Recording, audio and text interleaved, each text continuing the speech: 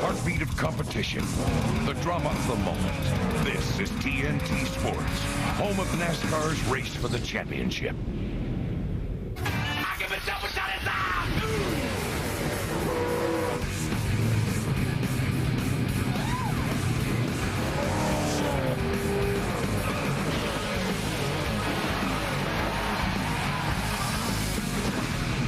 TNT Sports presents the NASCAR Winston Cup Series. Today, live from Long Pond, Pennsylvania, it's Bud Pole qualifying for the Pennsylvania 500. It is a beautiful day in the Pocono Mountains. Temperature in the mid-80s, sunshine, blue skies, and a light breeze greeting 44 teams gunning for 43 spots in Sunday's 500-mile race at this unique-shaped racetrack. Right now, the stories are down in the garage area. We go there first to Marty Snyder. And Ryan Newman was the fastest guy at the end of practice. Kind of popped up there at the end. Ryan, was the car good off the truck, or was it a lot of work to get it fast today? It was pretty good. We just had to adjust to the conditions, and the Automobile and Dodge put in a pretty good lap. But I think Jimmy's going to be a good competition. A couple other guys up there for the pole, and see what we can do to get that first pole at Pocono. I heard you guys scuffing some tires at the end of practice. Does that mean you'll qualify on those scuffs, or will you go on stickers? We'll see when everybody gets through the house. Come on, are you going to not divulge, or do you just don't know? I'm not sure what the team decided. All right, very good. That's his best way of saying I'm not going to tell you. Qualified second here in June, going for the pole today. Matt Yoakum. And point leader Matt Kenseth, fourth fastest in practice, looking for his second career pole. First off, are you top secret too? Scuffs, stickers? I don't know what they are. They got to be scuffed a little. They rode from the garage over here. No, I don't think we really have a chance at the pole today, but our dual car has been, pretty fast since we came off the truck, especially for a Friday, not really a great qualifier, but it's been in the top 5 all day, so hopefully we can get a good lap and at least get in the top 10 and have a good place to start for Sunday. You started in the front row last week due to points. Track position as key here at Pocono. Does that make qualifying more important, less important? I think it always is. I mean, it helped us a little bit to start in front last week. We got to lead that lap and get the 5 points right away, but then we dropped back to 6th or 7th, kind of where we normally run, and worked our way back up from there. So track position is important everywhere. The main thing is that you get a good pit spot or a good selection of pits you can pick early, and you can hopefully get up front and lead a lap. His best start here, fourth, matching his effort in practice. Dave? Well, Matt, every weekend when we go to a NASCAR Winston Cup race, inside the track in the infield, a tent city springs up. And here at Pocono, it's one of the biggest. There's over 500 acres of camping space available here inside the Speedway. Now, we thought today we would take you and show you some of the best possibilities there are in terms of the rigs, the best Pocono scene, the biggest camper, the smallest camper, the best fanatic display of fan support for one driver, all kinds of things like that. But we're not done there. By the end of the weekend, we are going to have for the Sunday pre-race show a winner, the best overall Pocono scene that we have found. And if you think you or your friends who are here might have the best, then you need to get over here to the Pit Cruiser on Saturday morning between 9 and noon. We're going to have a TNT Sports representative here. You come see them. You tell them why you think your Pocono scene is the very best. And we'll come and we'll put you on the air on Sunday afternoon in the pre-race show. So, Benny and Bill, you guys might have a say in that, because today the stuff I show you, you might give me a thumbs up or a thumbs down or a thumbs sideways. Bill? Okay, thanks, Dave. We can vote on that. He's got a busy weekend ahead of him, doesn't he? Yes, he does. Welcome to Pocono, everyone. Bill Weber along with Benny Parsons, Wally Dallenbach, and Alan Bestwick on assignment. They'll have the Pikes Peak Busch race for you tomorrow afternoon.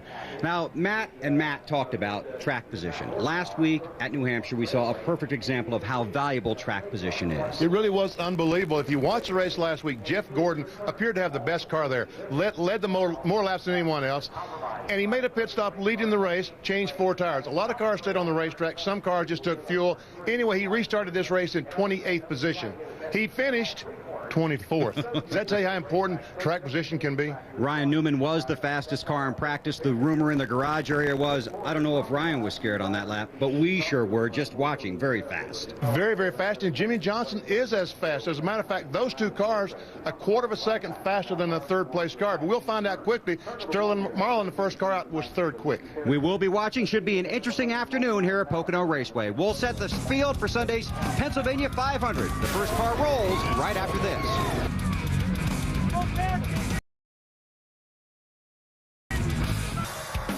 Bud Pole qualifying on TNT is brought to you by Budweiser. The best things in life are the things that are true. Budweiser. Stacker 2, burn fat, crush cravings, and supercharge your energy. Fridays, eat what you love, love what you eat at Fridays. And Suzuki, maker of innovative motorcycles, scooters, and all-terrain vehicles. Sterling Marlin, first car on the track, first of 44, trying to lock in one of the 43 starting positions for Sunday's running of the Pennsylvania 500. All right, green flag. Sterling is off and running down into turn 1. Probably the most terrifying corner in all of motorsports.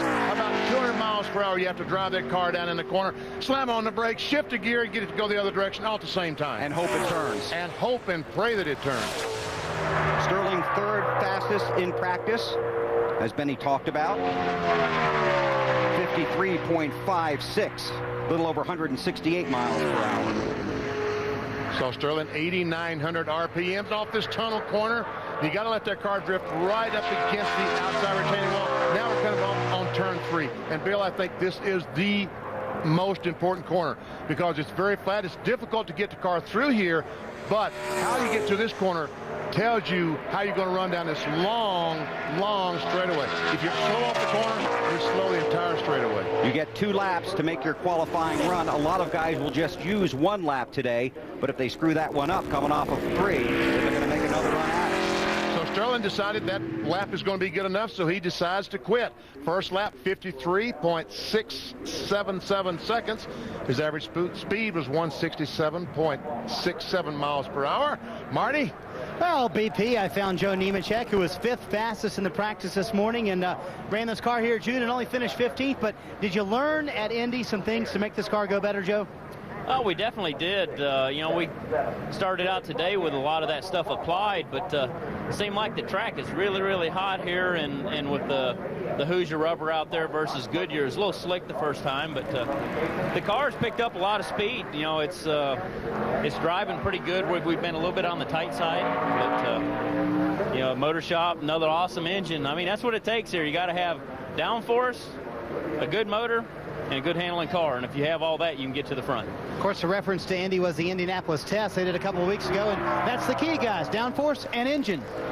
Tony Stewart, the second car on the track, and thrilled to be back here at Pocono, where he posted his only win of the season, coming back on June 8th, and that was a wild day here. Some hard hits, but Tony taking the checkered flag and going on to celebrate in victory lane. Race ended under the caution flag because of the crash with Jeff Green. You saw the one car hitting the inside retaining wall, and Tony pushed the pace car on the last lap. A lot of rain that weekend. No practice at all on Saturday at qualifying, and that was it. Now, talking to some of the guys on the Home Depot team, this car not as fast as when they were here in June, so we'll see if Tony picks it up a little bit in qualifying. He was 18th best in the practice session, and we see right now that he's kind of even with... Oh, now he's a little bit faster than Sterling Marlin. As you watch our TNT pace chase, the red, when it's red, that means he's slower than the pole speed. When he goes to green, he's faster. Red is bad, green is good. And did he lose a lot of time down the backstretch? See if he takes a second lap here too, Benny, because I don't think he's going to be very pleased with this. You heard Joe Nemechek talk about the Hoosier rubber on the racetrack. The ARCA cars are here this weekend. They practiced earlier in the day, so that also put the Hoosier rubber down on the track. Tony was much lower off turn 3 than Sterling Marlin was. We see so far pace chase says he's going to be a little bit slower than Sterling. And he was.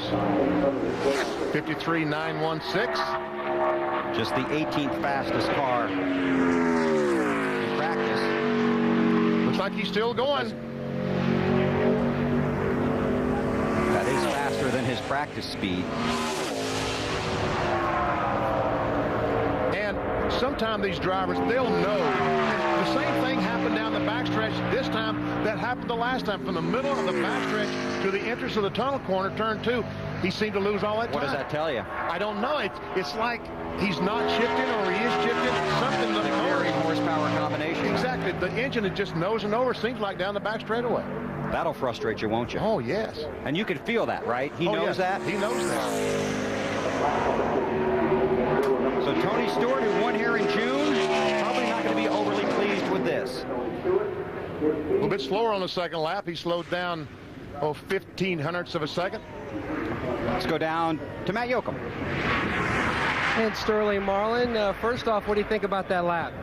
Well, at least we didn't slow down half a second like it did up here in the spring. It was a little loose all over, but we tightened the car up because it was real loose. So if we had a little tighter, I think we could have run a little better. But I think it probably locks in the top 10 somewhere.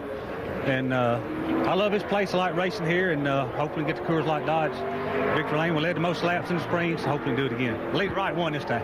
He only lost about a 10th from practice, Marty.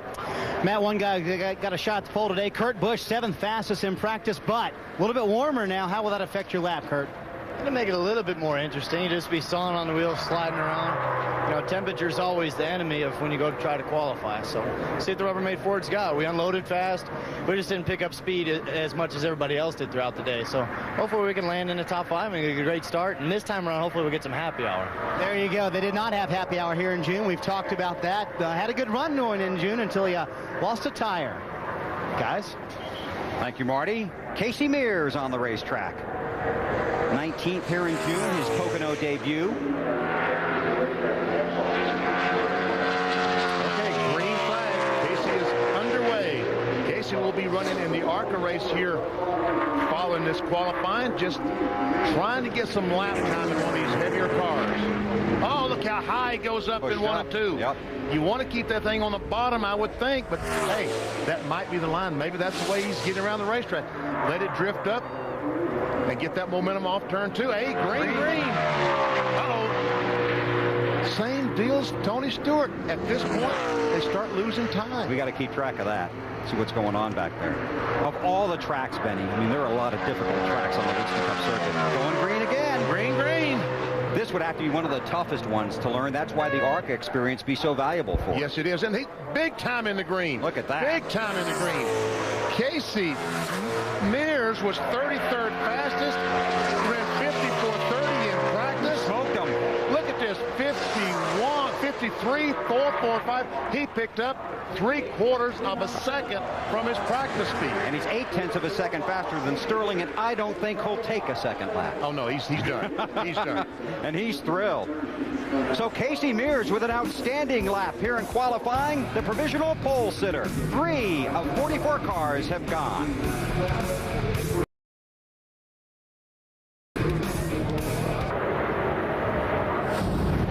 Witness a dream. NASA wants to send us into space. 40 years in the making. Shoot this baby to the moon. Space Cowboys, tomorrow night at 8 on TNT. Qualifying continues at the Pocono Raceway for Sunday's running of the Pennsylvania 500. John Andretti on his qualifying laps, currently atop the board, 53.27. And he ran a second lap. He's trying to improve on perfection so far. And he slowed down on the second lap to 58, but first lap 53.278. Average speed 168.93, quickest so far. We'll have to see what happens. Speed's improving as we go along. And that is about as fast as Newman and Jimmy Johnson ran in their practice sessions.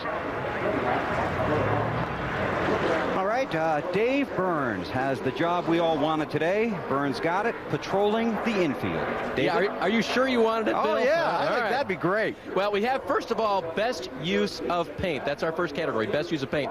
I've never seen this before. You paint your satellite dish in the colors and numbers of the guys that you're rooting for, Matt Kenseth, Tony Stewart, and Bill Elliott. But wait, it doesn't stop there. We've got the Harley Ultra Classic on the truck bed here. This, of course, is owned by John and Gretchen Rossi, and his brother, Walter, has done amazing things with this GMC school bus. His mother-in-law, Beverly, actually did all the mural work on here, and I want to show it to you because it's a tribute to Hendrick Motorsports and the Looney Tunes. All this hand-painted by the mother-in-law, and I think it's a good candidate for best use of paint. I give that a thumbs up, BP. No? He's not mentioned food yet. Oh. How are we going to get to food, Dave? I forgot about food, BP. I'll work on that for you. You're definitely looking for best barbecue grill down there. There you go. I'm going there right now. All Okay. Right. Championship leader Matt Kenseth on the track, making his qualifying laps. Matt. Well, Tony Stewart picked up about a 10th, and Benny Parsons was talking about the telemetry in the booth. Were you not shifting, Tony? No, I didn't shift. We're so slow today, we don't need to shift, so we don't need that extra gear to go faster because we can't get up to speed to get it to where we need to shift. So we're just a little bit off today. Now, last week you tried a Hans. I saw when you got out of the car today, you had a Hutchins. Is it going to be a Hans or Hutchins this weekend? Or? Boy, you guys got nothing to talk about today, do you? It's a long day here in Long Pond. It takes a while to get the Hans seats done. So, all of our seats are set up for Hutchins. And, we tried the Hans at the test in Loudon. That's the car we ended up taking back. So we made the decision to go ahead and run the Hans. So, What do you have to change, though, when you're going to wear the Hans versus the Hutchins? You got to change seats. It's a big deal. It's not just throw it on your shoulders and go on down the road. So it just takes time to do that. And when you got 36 weeks of racing and you don't get any weeks off, it's hard to give the guys time to work on driver comfort stuff. And we got to just worry about getting race cars built to go to the racetrack. And you've had a good week. Dirt tracking last night. You're going to dirt track it tomorrow night? Yeah, it's going to be pretty cool. I get to go to Akron tomorrow and see the Soapbox Derby races down there. I've never been there to see that, so pretty excited to see the kids and, see how fast those things really run down the hill. And then tomorrow night he goes to see the 4'3" guy who drives his World of Outlaws car. I don't know. I'm thinking about hiring Freddie Raymer because he's pretty good at Williams Grove. I don't know if Lasowski. His nickname is Fast. Yeah, last time Lasowski went there, he destroyed my car. So maybe we'll put Raymer in the car this week. And I think he probably has a Fast Freddie Raymer T-shirt in his closet.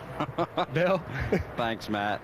Tony enjoying himself. Good lap for Matt Kenseth. Currently second. Johnny Benson on the track here. Matt only making one lap. Yeah, it looked like that we saw the steam coming out of the overflow in his car that they had only planned to run one lap because he set up for that. He set up for that. Johnny Benson has competed in 15 races here with 2 top 10 finishes. Both of those, of course, were top 5.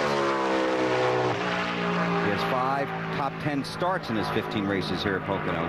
Johnny's good here at Pocono and really good at the Brickyard, too. Back-to-back tracks where Benson has put up some good numbers. All right, check it out. Let's see. He's on the clock. Our TNT pace chase right away is about even. Go down in turn 1 as he drives. This speed is compared to the pole sitter, John Andretti. And check it out. Green, green. Uh-oh, down the backstretch. And it's like that the wind, it's like when these guys get on the backstretch that they run into a headwind or something, although his car did not slow down as much as some of the other cars.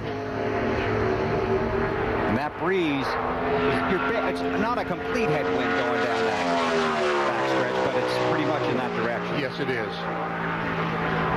Our pace chase tells us that so far Benson is not going to be the man to knock Andretti off the pole. Hopefully they set up for 2 laps. We'll see.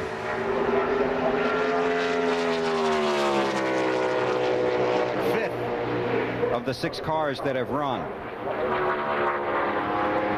And you saw the time, 53.812 seconds. I think he's done. No, maybe not. I think he's going to give it another try. Yeah, watch the pace chase. Call him off back here, maybe. So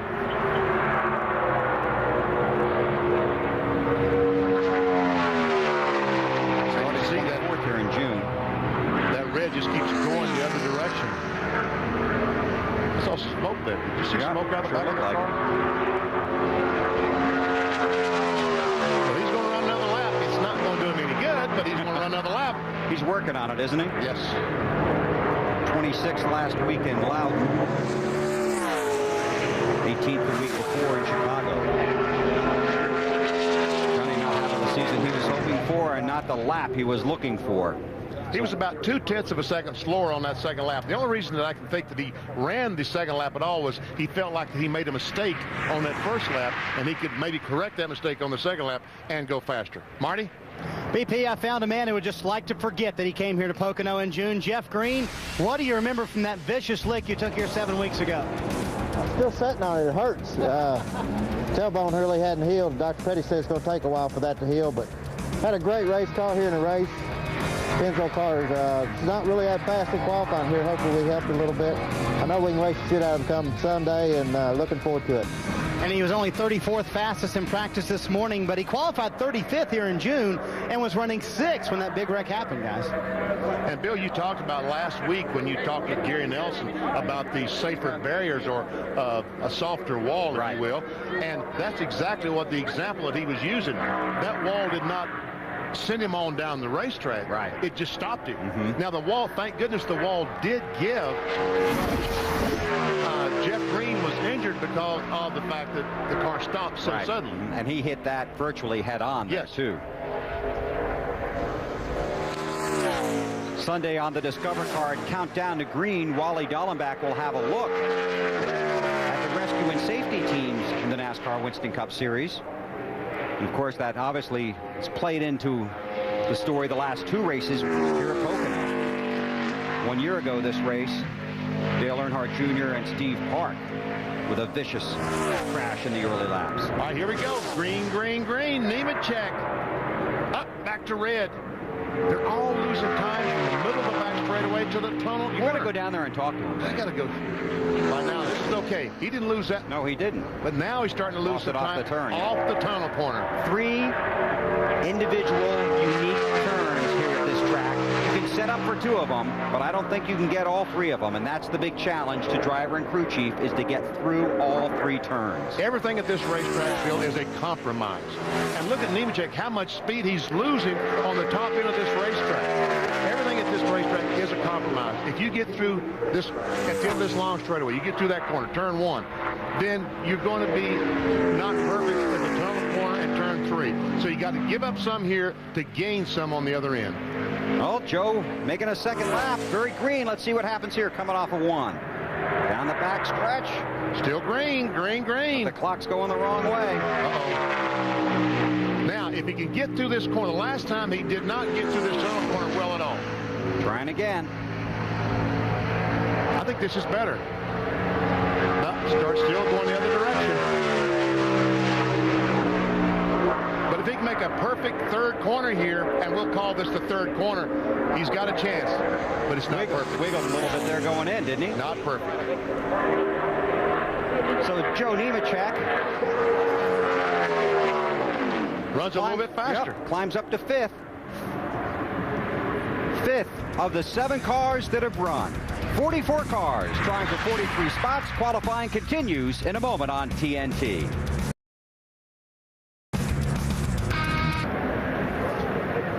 Back at the Pocono Raceway, qualifying continuing here. Jeff Burton sitting down in his race car, trying to get comfortable for his nice little qualifying lap. Car was pretty good, 14th fastest in the practice there, Jeff. Is it good enough, though, to get you in the top 10?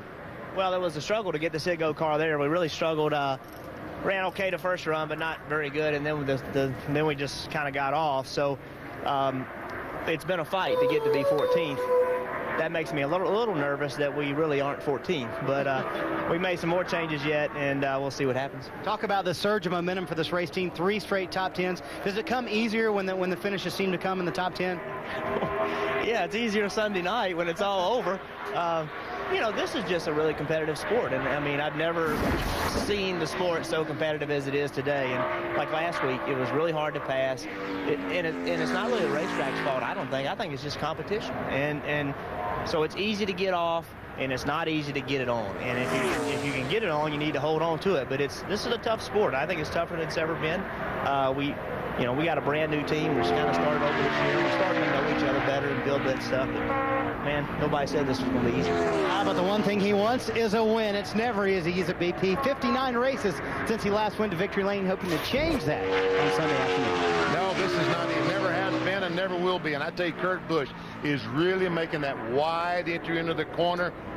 He is using, as we say, the whole track. There he is, got a little bit loose up between the corner, a little bit of a wiggle, but it didn't slow that red bubble down. He didn't go over. This is not a bad lap. It doesn't appear like. 4th, 53.532. 4th of the 8 cars. So in practice, the best lap he had was 77, so that's a quarter of a second faster than he ran in practice. And they need something good to happen. Last 3 weeks, they have really struggled, and he's going to cut it off. Got an 11th at Loudon, but before that, Chicago, 39th, 36th at Daytona, 28th at Sonoma. So since the win at Michigan, they have had some problems. Here's a look at the Wendy's race menu. Our upcoming coverage on TNT and NBC. Tomorrow, Alan and Wally will be in Pikes Peak for the NASCAR Busch Series. You'll see it on NBC at 3:30 Eastern Time. And we're right back here on TNT Sunday afternoon at 12:30 Eastern Time for the Pennsylvania 500. Of course, our race coverage proceeded with the Discover Card Countdown to Green. Marty. I have found a guy who did something Monday that was his lifelong dream? Threw out the first pitch for a Boston Red Sox team. I know our producer Sam Flood's jealous, but how was it for you? Well, it was really more about growing up in New England, being a Red Sox fan, and what I captured the other night on Monday was bringing my little boy. He's 6 years old, and I brought him out to the mound with me, and we got a fantastic picture with the green monster in the background. That's really what it was about. It was about he and I being on the pitcher's mound together, the father-son thing. And the Red Sox, they're a part of New England, so that goes without saying, but I enjoyed it. Even though they're bad right now, but how was your pitch? How would you rate your pitch? Well, my pitch is pretty bad, but the good news is I'm a race car driver, so it really doesn't matter. But no, I beg to differ with you. I think the Red Sox got it going this year. So, Marty, ask him what position they're in. What position are the Red Sox in? They're just within a whisker of the Yankees. Oh yeah, and there's a big series this weekend, right? Yeah, they're gonna be like tied. They're gonna clean them up. Very nice. And let's talk about your race car. 40th fastest in that first practice. Are there a lot of changes between the end of practice and qualifying here? We have had a very good year relative to Sunday and even Saturday, but our Fridays have been tough. Our Fridays have wore us out, and that's what we need to focus on. You always need to focus on your weak link. Right now, the Tide Pontiac struggles with the tape on the grill. We take the tape off the grill, we run strong. So we're going to work through it. Raven and his Red Sox looking for a little better luck this weekend. Matty? And point leader Matt Kenseth picked up almost 0.3 of a second on your qualifying from practice. You got to be happy with that, Matty. Yeah, I mean, it seems like some guys are picking up. We picked up from practice. Whenever you can do that, that's a good thing. So it was a nice, smooth, uneventful lap. We just showed up here and had more speed in our car than last time. We brought, all the same stuff. I know the motor guys went to work and found us some more power for this weekend. It seems to be helping. And he picked up almost 0.3. You picked up 0.8. Where'd that come from? Yeah, I mean, when it comes to qualifying, you just got to drive as hard as you can, and I'm just real proud of my guys, too. I mean, we changed a ton of things. We changed sway bar, springs, a list of things, shocks, and the car was definitely better than it's been since we've been here all weekend, and I just drove as hard as I could, man. I thought I was going to crash a couple of times. It was pretty loose, but good start and spot for us. We'll see where we end up, but I think we'll be up towards the front anyway, and, hopefully just have a good race for us on Sunday. Quickly, you've got a busy weekend. Have a real busy weekend. Run the 2 ARCA races. We're going to run one right here after qualifying. I think it's going to be good for me, though. I mean, learning some lines, just learning these cars a little bit more, and it's been helping so far, so we'll see what happens. A lot of extra track time certainly helping out. Currently 3rd on the board. Casey Mears, 25 years old, certainly the subject of numerous rumors, if you like to listen to those, about how long he's going to stay in that car, but Chip Ganassi rushing to his aid, saying that Casey is his guy, and they are doing everything they can to get him some track time and some more experience to improve his finishes. What Schrader got to say down there? Well, what I want to know, Bill, is how was it to go in that turn 1 the first time this weekend compared to when you went through there the last time here in June? It was fine because I checked the brakes when I got about here. I checked the brakes. We had a good pedal, so it was a good call. Drove right off in there. We only didn't have them for 1 lap in June, but that was a pretty big lap. That was a pretty big lap. What do you remember from that wreck, Schrader? Oh, I remember, it was a long time from when you initially realized you didn't have brakes to when you knew you were going to hit. Had a lot of time to think about stuff, but kind of lead back into big old headrest, and wasn't too bad. It was over quick. Kind of a tenuous time for your race team right now, 35th fastest in practice, and no provisional to fall back on today. Yeah, we just got to go out here and run better. I mean, the car, we got it better the last run, and I think there's some speed left there, so we just got to go out and do it. And a big night for you, the M&M's night coming up at your racetrack. Talk about that. Oh, this Wednesday night, we got a M&M's Night of Stars, and what it is, it's a charity for Kyle and Petty Patty's Victory Junction Camp gang. We got 8 Winston Cup drivers coming to sign postcards. Kyle, myself, Kenny Wallace, Rick Crawford, Jason Keller, Carl Edwards, Tony Stewart, Kevin Harvick. Full show of sprint cars and late models, and then also we're going to run a 10-lap exhibition race, but it's a pretty serious race. Yeah, let's get BP in that match race. What do you think? Yeah, we just got to wait till they come out with the roof hatches, and then we're okay. Ow, Marty, I knew I did not want you to go there. I'm sorry about that. That was a good one, Schrader. Good job. Give me a thumbs up on that one. Schrader likes that roof hatch, too, as do a number of guys in the garage, because he's used to coming straight out of the sprint car deal, because there is no roof. That's the same thing as getting out of a sprint car. Larry Foyt on the clock. His first lap. Morgan Shepherd is the slowest car, currently 10th of the 10 cars that have run, but Morgan could make this field because of the cars that do not have provisionals here. So we'll see what happens. 3 cars that have to qualify in the top 36 today. Kenny Schrader, we just talked to him, he's one of them. The 43 car, Christian Fittipaldi, is another, and Brett Bodine in the 4 car, the Kodak car. They are out of provisionals, need to get in on their speed. And of course, we will have a full field of 43 cars, so only one car going home. Voigt staying on the track. Look at that video from Schrader's wreck here. Why, when drivers get out of the car, do they go back and look at it, BP? I mean, after he just went through that thing, you see him, he goes back and looks at it. Can we go back out? Can we get back out? I want to do that again.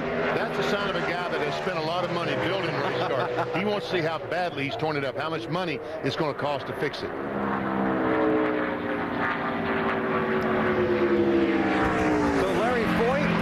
The 9th fastest of the 10 cars that have gone. 44 cars for 43 spots. Qualifying continues in a moment.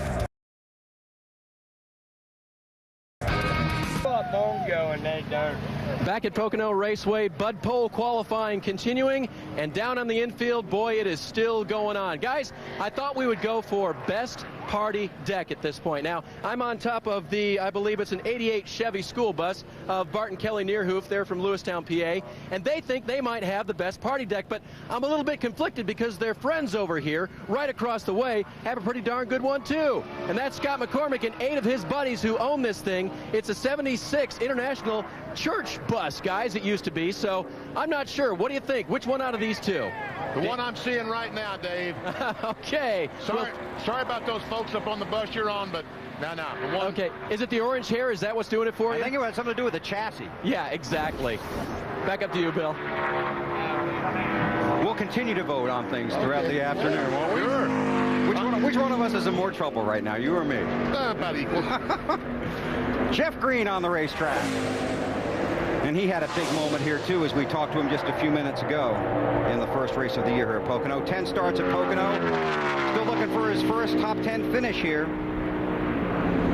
Started 8th in July of '97. And every car third here in June. Sorry, BP. Every car that we see loses time down the backstretch. But, you know, it appears to me that flag is, the breeze has picked up, and the headwind down the backstretch is getting stronger. It appears to me like.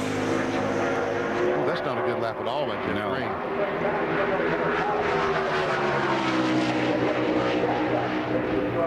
54.206. It's about a second slower than John Andretti, currently the driver on the pole. This one was a little bit better, but now about the same. Now watch when he gets to the backstretch. Look at that. Just keeps falling. Like the parachute comes out. Exactly. This is the same chassis he ran at Atlanta earlier this year, as well as the Lowe's Motor Speedway in the Winston. And the chassis finished second at Texas. Of course, it was the chassis the team used when Steve Park was driving the car earlier this year. You know, looking on our speed chart, Michael Walker was the best of the DEI cars, and he was 13th best. Jeff Green is one of the 3. Dale Earnhardt Jr. in the third car. 9th, 54.20. Sunday, experience more in-car camera action with NASCAR In-Car on In-Demand. With NASCAR In-Car, you get in-car camera channels with virtual dashboards, real-time in-car data, and live team audio. Call 1-888-SPORTS-IN to order the package only on digital cable. You said in a few times, didn't you? I sure did. Let's see if we can get Marty Snyder in. I'm in the show now, Bill, thanks to you. And the question that begs to be asked of Rusty Wallace, your teammate Ryan Newman, the fastest car out here, your car 32nd fastest. How does that happen, Rusty? You trying to rub it into me or what? I know I have to ask the question. I have to ask the question. Make you ask that question? No. If I knew how to make it that quick, I'd do it. No doubt about that. But, you know, we were really super tight in practice. Bellhausen was bottoming out on the racetrack, getting into one. We raised the motor up. We made some wholesale changes, I'll tell you that. Bigger changes than I've ever made. So it's either going to be a lot faster or it's going to be really loose. And let's hope it's not real loose. Well, that's how that happens. It bottoms out on the racetrack. That's all you got to say. Hey, you not the total reason, though. There's more to it. And they got their act together. And we're making some changes, trying to get better and better and better. Trying to get the car from an easy top 7 car in the race back in the top 10 and the top 5 and leading the laps like it used to be. How's the golf game been lately? I understand you shot a 42 and a 46 last week, and I assume you're going to play tomorrow? Tomorrow, not today. my head's in the car. I'm trying to make that car run faster and paying a lot of attention to it, but that golfing, man, it really does calm me down and get me back on track after being so just upside down about the way the cars run of late. You can always take a lesson from Bill if you want to. You know, he's a pretty good golfer. It's one thing I learned about racing, man. There's only so many people that can really run fast in a race car, but the whole world can outrun me in golf. They can all beat me in golf. There you go. That's usually what happens when I play Weber and BP in golf, too. Everybody's got a lesson for you. All right, Jeff Burton is not giving lessons today. No, he's not. But I do know that Rusty did play Pebble Beach earlier this year. I know that. And played very well. After the race at Infineon Raceway, he went down, played Pebble Beach, played another course there, I think, as well. Jeff Burton, 5th. 53-66, better than he practiced. How about this team, though, huh? First 16 races, 3 top 10 finishes. Last 3 races, 3 top 10 finishes. Yeah, they really have got the car much better. Walked by the car, talked to Brad Parrott, Paul Andrews on the crew today, and they are optimistic about this team and their march forward, the progress they've made. John Andretti continues to lead the way. Jack Roush and his guys would like to make a run at the pole. Qualifying for Pocono continues on TNT.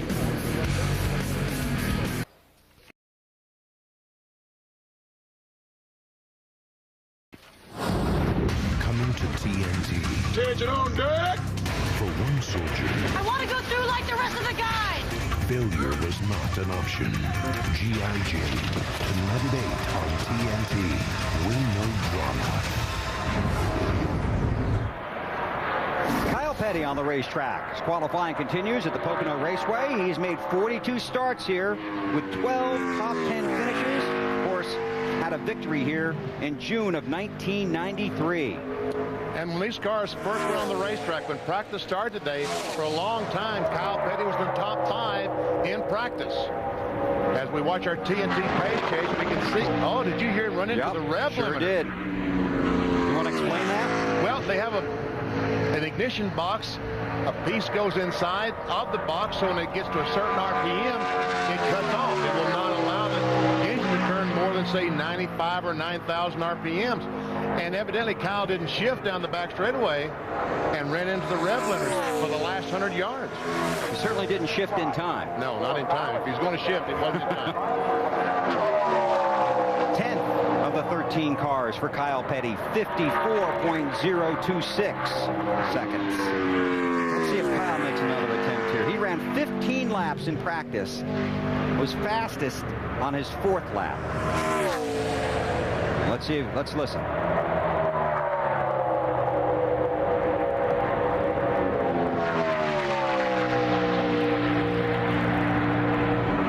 That time he did not run into the limiter. Still 10th, though. There might be a switch that he could reach up and turn that limiter off.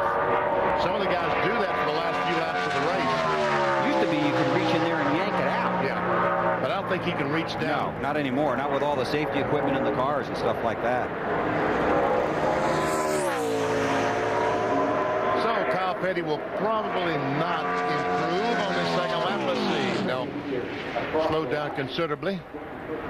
Oh, not much. 1500s per second is all. But his best lap, 54.03, 166.59 miles per hour, as you see. 10th best. And we'll see where that puts him in the starting field for the Pennsylvania 500.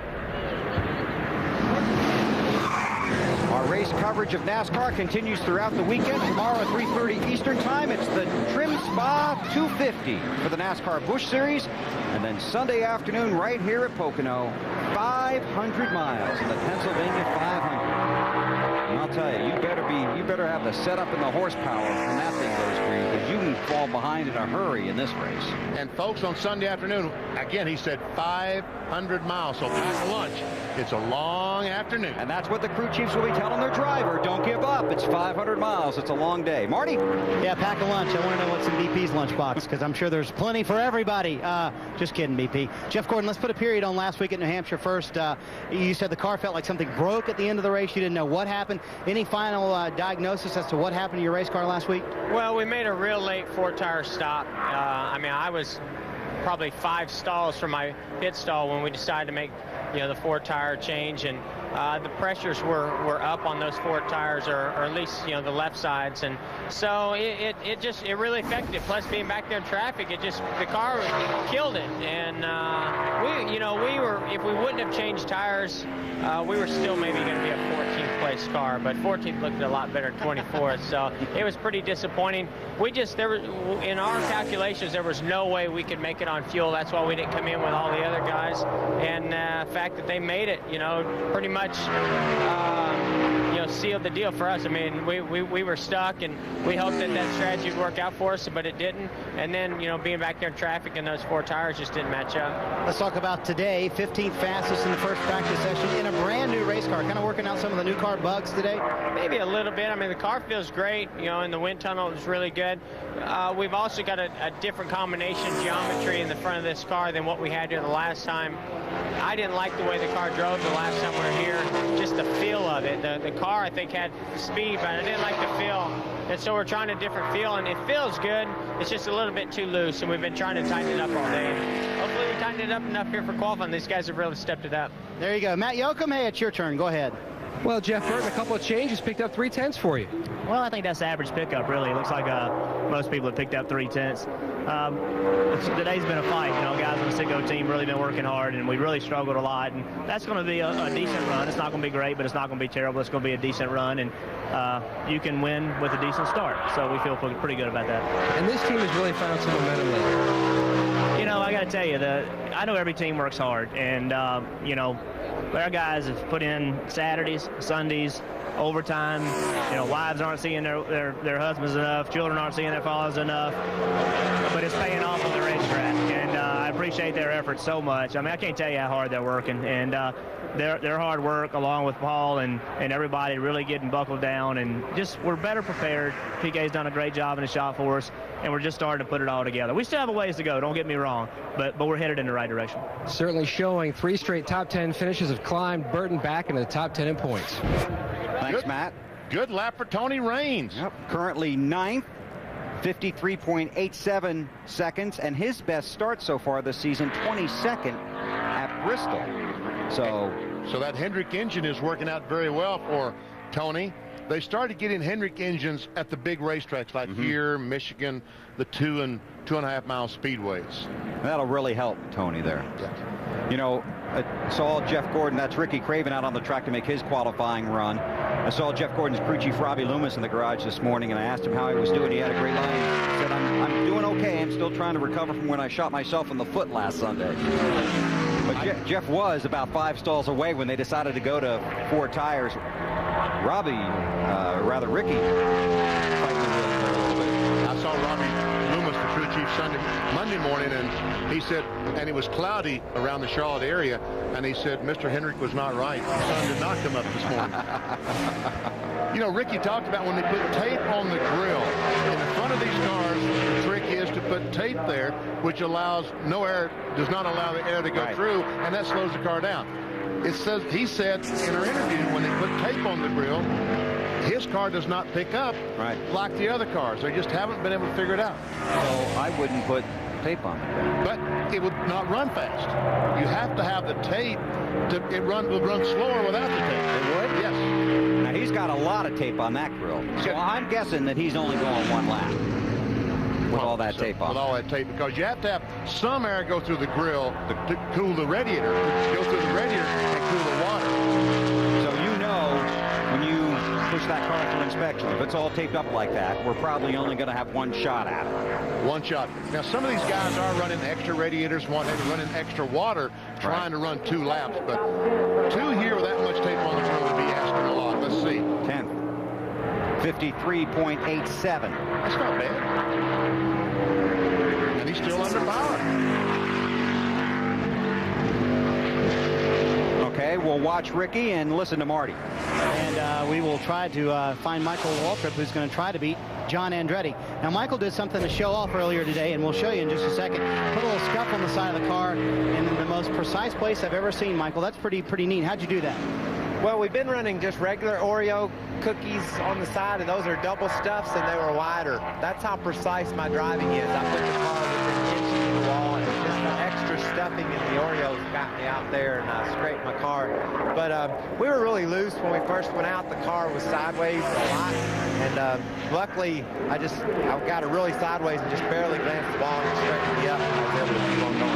This is a car that you've named Old Faithful because it's run 7 times this year. You kind of, when you get a car like this and it has a good feel for you, just want to run it everywhere you can? We've done a really nice job with this car ever since last year when Slugger introduced it to the mix. It's been a car that I've just enjoyed driving. It feels right to me, and the last time we ran it was Chicago a couple weeks ago and had a really strong run, so we're very optimistic that the Napa Chevy will do good on Sunday. Today's a bit of a concern. We were okay in practice, but it's been a hard day to get a hold of the track for some reason, and what makes it so confusing is there's some guys that are running as fast as ever, but then there's guys that are struggling, so been scratching our head a lot today. There you go. It finished 5th in Chicago a couple of weeks ago, and we have not been keeping up with the Stickers versus Scuff story, but they will be heading out on stickers. Thank you very much, Marty. Well, just like the Red Sox, Ricky Craven is not first. 10th after his qualifying attempt. We'll continue from Pocono in a moment.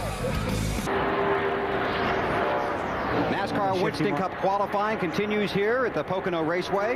Ken Schrader on the track, going into turn 1, hoping the brakes are there, BP. I'm telling you, this time it seemed like the brakes did work, but Schrader has more on his mind. He's got to qualify in the top 36. They start 43 cars, but the last 7 are based on owner point standings, provisionals. They've used all their limit up this year. They have no more. For a few more races. That's right. They'll have one more. But he's got to get in the top 36. And I'm not sure if he knows how fast he needs to run right now, because all these cars have picked up so much speed from practice. He just knows he needs to do the best job he can, and that's a tough situation to put a driver in, because not only this week, but he's in the same situation next week when we go to Indianapolis. Got to get in on your time. 13th. I started to say that I felt like that you might need to run 54 flat, and he ran 54.04. That 4 100ths of a second might make a difference before the day is over. He has 5 Bud Poles here at Pocono. That ties him with Bill Elliott for the most. Finished 43rd here in June, and we all know why, because the wall got in his way. This seemed to be a little bit better lap, Bill. If that red dot will stay there and not go over to the plus sign, it'll be a better lap. Stop. Still going. It's not listening to me, Bill. No, it's not. You got to believe that they had that car set up to try and get it on the first lap, too. Oh, yes, you would think so. All right, here he comes. Is it any better? One position, up to 12. Hey, he ran on 53.955, and that 9 100ths of a second he picked up might make the difference.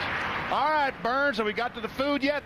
Well, maybe, BP, but what I might have here is a possible overall winner, because I give you now Club Pocono. I mean, this place has everything. Audrey and Pat Marks from Poston Kill, New York have done a great job with this whole scene and all their friends. Let me take you on a little tour. First of all, you got to have activities. Texas Horseshoes going on right here. You got to have something to do at Club Pocono. Up on top, they're watching the race. They've got their flags up there. They got all kinds of good stuff up there. Now, BP, there is a theme here this weekend, and it's Mardi Gras. And so I need to tell you that the stuff that's going on the grills here, chicken gumbo, shrimp, clams, all kinds of stuff for all kinds of Benny's on his way. Benny's on his way. And Benny, look, utensils. I mean, they have the tools here to do the proper grilling. And I'm telling you what, they've really got it going on down here at Club Pocono. And I think, quite possibly, down here at the club, we might have the kind of winner we're looking for on Sunday pre-race. Hey, you might have something there. Hey, Dave, show us some of that Texas horseshoes. Texas horseshoes, kind of an interesting game here. Come on over. We'll watch one of the friends do it right here. Go ahead, show us. You got to make it in the hole right there. Just like that, yeah. Man, is that good enough, BP? Good for television? What a toss. Should have quit after the first Yeah, one. he should have quit. Yeah, like track bowling. Very good, Dave. Track bowling, an all-time TNT favorite. Greg Biffle on the racetrack. Driving for car owner Jack Roush. Of course, got his first career win at Daytona in the Pepsi 400 just a few weeks ago. Still sky high. Greg Biffle struggled in practice earlier today. He was 19th best overall, but these cars are all picking up so much speed. He said, well, I think I can run a 5380. Right now, 5380 would have him about 10th or start about 25th. Trying to make his second race here in Pocono. Started 26th and finished 20th here in June. But just one top 10 start in 2003, 7th at Chicago. He said he thought he could run 5380, 53.746. And we see the steam coming out the overflow already on the Granger car. Currently 7th for Greg Biffle. That was close. That was close. Almost ran in the wall. And that's it for Greg. Turned it off. All right, 53.746. 167.454 miles per hour. All right, big story here this weekend. Ricky Rudd making career start, his 700th consecutive start, I should say. And Marty's down there hanging out with him. Pretty amazing, but Ricky had a busy week testing this week. Also a lot of media work. Have you had really much time to think about the record and kind of what it means to you, Ricky? Well, Marty, I didn't. It just sort of snuck up on me, and I guess the other day was a pretty cool thing. I was in the studio doing one of the TV shows, and they had a car covered up, and they unveiled it, and I didn't know we had a paint scheme, let alone I didn't know Landon, my son, is the one that designed it, so that was pretty cool. You're looking forward to start number 701, so you can kind of put all this behind you and just go racing? Well, it's been a lot of attention. It's kind of neat. You accumulate races, you don't think about them that much, so that you run up the tab there, but the neat thing about 700, they've gone back and a lot of historical pictures and stuff that I've thrown in a closet, hadn't looked at in 20 years. They brought up a bunch of old pictures and some pretty neat things.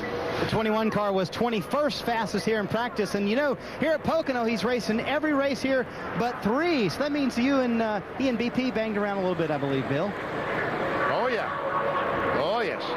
How do you like that car that his son designed with the flames on it? It's eye-catching. It is. You walk through the garage. You always go through the garage first thing on Friday morning to see who's got the different paint schemes. And I said, what is that over there? I thought it's Tony Raines in his paint job, a new one. Good-looking car for Ricky. Rusty Wallace on the track. All right, let's go to our TNT pace chase. See what Rusty can do. So far, about the same, about equal to John Andretti. Green, green, green. Can he get over the back stretch? Can he make it down the back stretch? Green, green, green. Still green. This is a pole winning lap so far. Now the tunnel turn. Green, green. Wow. Going the right way. Atta boy, Rusty. He has 3 Bud poles at Pocono. Most recent came in June of 2000. Oh, red, stop. Ball, stop. Green, go over the other way. There we go. On the throttle. There you go. Oh, no. Red is so close. This is going to be almost identical to Andretti's lap. See what we get. No. Second best. About 7/100ths of a second slower. 53.346. So Rusty with a 53.34. Andretti ran 53.27. Going to take another shot at it, Benny. Green, green so far. But down the back stretch this time is going to get him. Dropping like a rock. Yep. And I think this is another example where they said we're going to get it on the first lap, and Rusty's just going back out there hoping to make something happen. Thinking that he can improve over his last lap. But it's not going to happen. Not going to happen this time. And he had trouble getting off of 3, getting through turn 3. Well, he was green back in the middle of the corner, but getting off that corner down the start-finish line.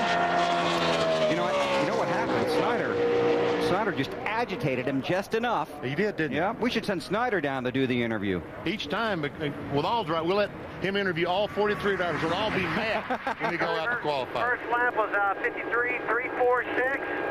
The second lap was a 64. That should make you P2. 4. Woke it up, didn't it?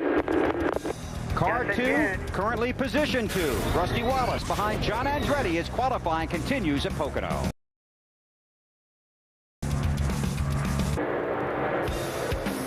Pole qualifying on TNT is brought to you by Stacker 2. Burn fat, crush cravings, and supercharge your energy. Budweiser, the best things in life are the things that are true. Budweiser.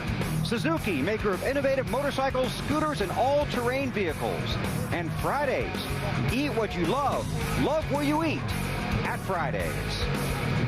Bill Weber, Benny Parsons, Marty Snyder, Matt Yoakum, Dave Burns at Pocono Raceway in Pennsylvania as Mike Wallace takes the green on his qualifying attempt. Mike is another car that struggled in practice. It was only 37th best. We're watching our TNT pace chase. It will give us a good reference point as to how Mike is doing versus the pole sitter of John Andretti. There's another car that down the backstretch just seemed to be losing time. His best start this season, 18th twice in the Daytona 500 and at Dover. His best start here, 17th in June of '97. Started 31st and finished 31st here in June. And of course, that's the car that Jerry Nadeau was driving at the beginning of the season until his wreck at Richmond, but it was fantastic to see him back at the track last week in New Hampshire. It was good to see him. He has a good sense of humor, too, doesn't he? That's exactly what I was thinking. Yep. You brought Nadeau up, his sense of humor last week in talking about his accidents. He's a very quiet guy, but when you do get to know him, he has a lot of personality and really lit up the media center. Mike bobbles a little bit there. It's going to hurt. And Mike's first lap was 18th best of the 19 cars that have run. 54.55. Morgan Shepherd, the slowest of all 19 so far. But Morgan does have a provisional for here. You'll see our TNT pace chase. The red ball is, red being the operative word, is way over to our left.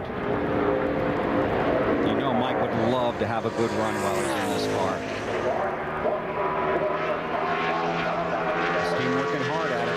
Just cannot put it all together right now, but they have not given up, not in the least. Second lap, about a tenth of a second slower, so 18th so far for Mike Wallace. Hey, let's see if Matt can soothe Rusty Wallace. Yoakum? A huge pickup for Rusty Wallace. 9/10. Racing that motor up really helped. Made the car come to life. Well, we just had the Bellhausen was bottoming out real bad, and it really upset the car in turn one. We raised it up. Roy McCauley, myself, and Wilbur sat down at the computer and went through a bunch of things and loosened the car up big time, more than I would ever dreamed I would do. And it was a little on the loose side, but it really picked the car up a whole lot. But the big gainer was getting through turn one. 3 and 4 hasn't been that bad all day long, but this time it was better yet, but turn one, it was the big pickup, and that's the problem we had all through practice. Let's see, Weber thought because Marty agitated you at the other end of pit road here that was worth maybe at least a 10th and a half. Well, he agitated me, no doubt about that. I mean, he needed a good pop in the mouth on that one, you know. You don't kick a driver when he's down, man. I was down in the dirt. I was in the gutter, man. You know what? You woke me up a little bit. You woke me up a little bit. I'd say a lot, 9/10.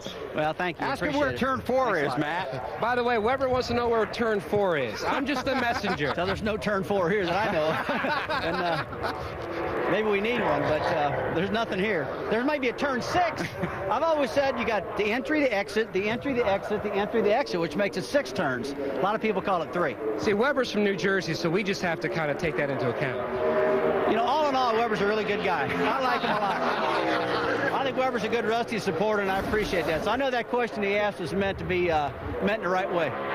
Thanks, bud. Well, he said he was having, you heard him, he said he was having trouble in turns 3 and 4. Yeah. So I just wanted to know, so when I do the countdown to green on Sunday, I can show everybody where turn 4 is. Exactly. Well, that's that corner up there coming down to the front straightaway. We're just busting on him. Marty? And I'll have you guys know that a lot of drivers would pay to have me make them mad before a qualifying run. It's going to make them run faster. Jamie McMurray, yeah, you asked me to make you mad so you can run 9/10 faster. You said Rusty picked up 9/10s. I could use 9/10s for sure. We worked on race setup all morning and then just made 2 qualifying runs and ran a pretty good lap. We were like 10th when we came in with 10 minutes to go in practice, and then a bunch of guys went out and ran faster. But I think the Hevlin Dodge is pretty good. We struggled here the last race, brought a different car back. This car we tested Indy with, and I'm pretty happy with it so far. You're going on scuffs versus stickers, one of the few teams going on scuffs. Why? Well, we made our first qualifying run on stickers and didn't feel that bad, but went right back out, made just a small change and picked up like 6/10. So that just tells you scuff for us, you know. Just one of those deals. Sometimes stickers work for you and sometimes they don't, but I just felt a lot more comfortable on the scuffs. All right, now listen here, booth guys. I told Rusty I was going to ask him that question before I asked the question, and he said, that's fine. That's a valid question. Then he went off on me on the air. I got to have a chat with him later. That beeping sound you hear is Snyder backing up. Yes. Beep, beep. Brett Bodine needs to get in on speed. So far, 17th of the 20 cars that have run. And that's going to put him about on the bubble, somewhere between 34th and 38th when it's all over and said and done. 34th, 35th, 36th, he's in. 37th, trouble, he's out. Again, there are only 44 cars here, so only one will have to go home. Slowed down a little bit on the second lap. So he's 17th and stays there of the 20 that have run. Behind him, Larry Foyt, Mike Wallace, and Morgan Shepherd. John Andretti and Rusty Wallace, the provisional front row. It's easy for me to say at this point. Struggled a little bit on that, didn't you? Yeah, I did. I bobbled there. Bobble off turn 4. I'll try and do it. There is no turn 4. We've established that. Check your mailbox for a specially marked Valpak envelope or log on to TNT.TV to register for a chance to win a VIP race weekend, including a meet and greet with the King, Richard Petty, courtesy of Valpak and TNT. King, huh? Yep. Anytime you can meet and greet the King, it's a good day. Not all bad. Jeff Gordon on the track, a 3-time winner here at Pocono. He has had tremendous success here. June of 1996, Gordon, Evernham and company going to Victory Lane. And the following year, June of 97, right back there. And 1998, the July race, this race. 3 wins here at Pocono, but none lately. Right. What have you done for me lately? What was that, 98 the last time? That's right. But he runs so well at Indianapolis. Yes. You know, and has won there, obviously. Had tremendous success there and tremendous success here. But again, no wins since 98. But a few championships sprinkled in there, and that helps. All right, Jeff Gordon staying right there. That bubble is staying right in the center with Andretti.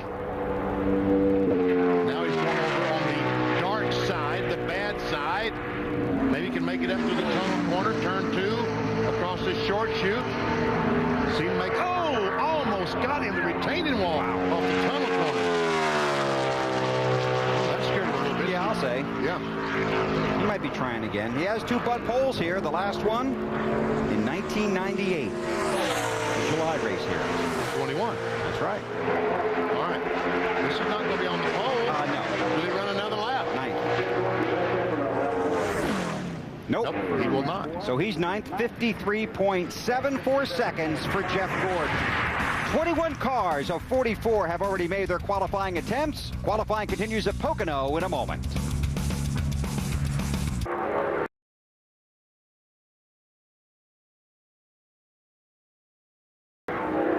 Back here at the Pocono Raceway, Jeff Gordon slowly coasting back. After 1 lap, Benny, how close is this? I told you I almost got in the wall off that tunnel corner, and folks, you can't get much closer than that. Wow. When you see dust fly from these cars, that's too close. Michael Walker off for his qualifying lap. Across the top, you'll see our qualifiers to this point.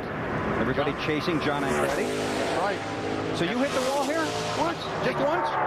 Well, no. Hit it several times. But in qualifying once, I did exactly what Jeff Gordon did, except he missed the wall. And I hit it. Why did you hit it? I just didn't want to bring my foot up. I knew if I backed off, it would not be fast, that qualifying lap. So I kept my foot down that instant too long. And snapped that wall over the bumper. And what happened after that? Knocked the rear bumper off. Okay. They make you fix it? Well, I helped. I did. I felt so bad that I did help. How'd you do in the race? Brother. I'll look it up so you won't have to. It's a pretty good lap by Michael Walker. 6th? Yeah, good lap for Mikey. 53.588. See if Michael takes a second lap here. 44 cars, 2 laps, 43 starting spots. Michael thinks he's got something left in there. Green. Oh, almost got in the wall off the first corner. We're going to call that turns 1 in the tunnel corner and turn 3. Or is that 1, 2, like Rusty said? It's 1, 2, and 3. 1, 2, and 3. Yes. Okay. entering turn 1 and off turn 1. Right. Oh, almost again. He quit. He'll quit. Yeah. Yep. Didn't want to scare himself a third time. 2 strikes and you're out. That's right. That's good. I'm 6th. I'll take that. We'll see what happens. They're going to push me back a little bit, but not too far. Oh, he did just touch the ball up there. He knew exactly when to back off the gas. I say that he kept the throttle down and knocked the rear bumper off. Wow. All right, Dave, where are we now? Well, BP, we may have already found an overall winner in Club Pocono, but I had to show you this bus. This belongs to Joe Zarowski from Pittston, PA. This is a 1948 GMC Silverside, and it used to be a Greyhound bus. It ran the distance between Chicago and Washington, D.C. Take a look. It's got some of the original window fixtures up here from the Greyhound Company. And all the way along the back, you can see there's some old paint in there and everything. They fixed it up, and Joe's pretty proud of it. But in the back window here, remember those old taillights? Back in the back, like a BP, do you remember those old taillights like this? Well, okay, you were just a young kid then. Thank you very much. Okay, but you've got back here where the taillight used to be, and as far as I know, and I've checked with Joe, back then these buses did not have those beepers like Marty has. Beep, beep, beep, beep. Very good. That was good. See, I told you Burns had the best job here today. He does. That's a terrific. And you don't think he's getting like burgers and hot dogs and soft drinks? He probably won't be able to walk when his days over. Todd Bodine on the racetrack. And he takes the green flag. 25th best in practice. Right now, we have qualified 22 cars so far. We will qualify the entire field here this afternoon. TNT Pace Chase tells us that Todd is kind of hovering now. He's starting to go to the dark side. Everybody else has. Red is bad. Green is good. Boy, Andretti's been on that pole for a long time. Yes, he has. Fourth car out. Todd still looking for his first top 10 finish this year. Comes in off the 20th place run at Loudon last week. His best finish this year, 11th, twice at Texas and Pocono. All right, Todd Bodine's first lap, 9th best, not bad. 53.711 seconds, 167.563 miles per hour. He's going to start a second lap. We'll see if he completes it. Just like all the rest of the cars down that backstretch. I surrender. Yep. So 9th for Todd Bodine of the 23 cars that have run so far this afternoon. Marty, what's up? Well, I found Steve Park, who coming off a season's best 8th at New Hampshire last week. What did that do for this race team, Steve? Did a lot. I mean, the American Online team is a fairly new team. It's only about a year old, and it gave us all momentum to build on, raise my confidence, raise the confidence of the team, and we just want to put the AOL Chevrolet up front again. All right, 23rd fastest in practice this morning. He's got a run. He's going out here in just a second, guys. They did make some changes between the last practice and qualifying here, and they think it should help the car just a little bit. And 1 year ago in this race, Steve Park and Dale Earnhardt Jr. in that wild crash. Unbelievable. Watch as Steve Park, then driving the #1 Pennzoil car, makes contact with Rusty Wallace. He comes across and makes contact with his teammate, Dale Earnhardt Jr., and in that inside wall they go, and over goes Park. Watch this.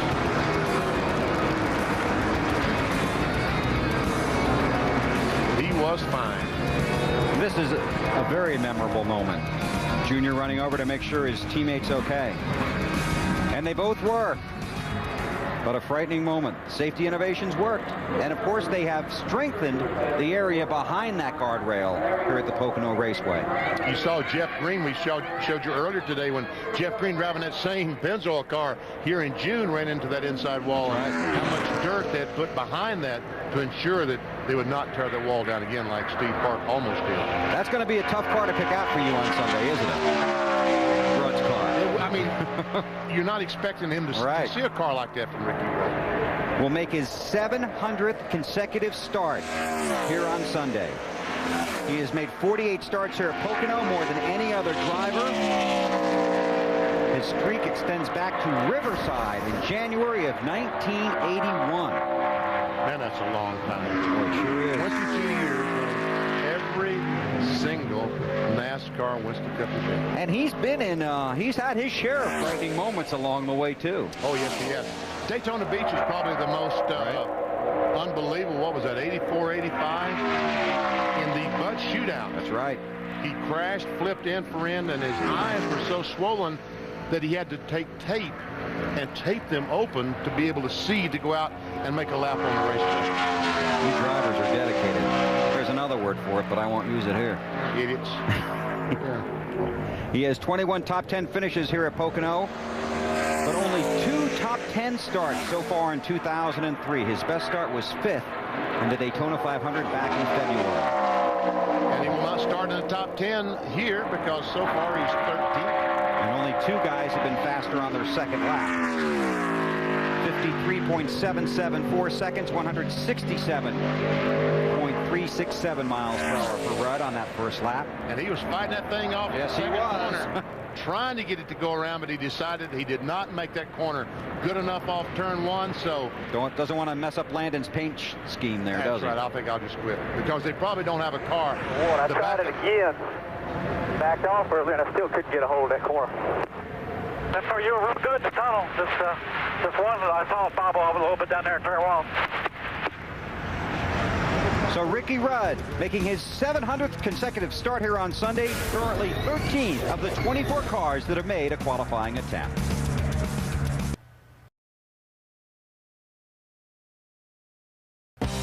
USA Today is the place for a comprehensive look at motorsports. Get all the latest results, standings, and features to keep you up to date with your favorite teams and drivers.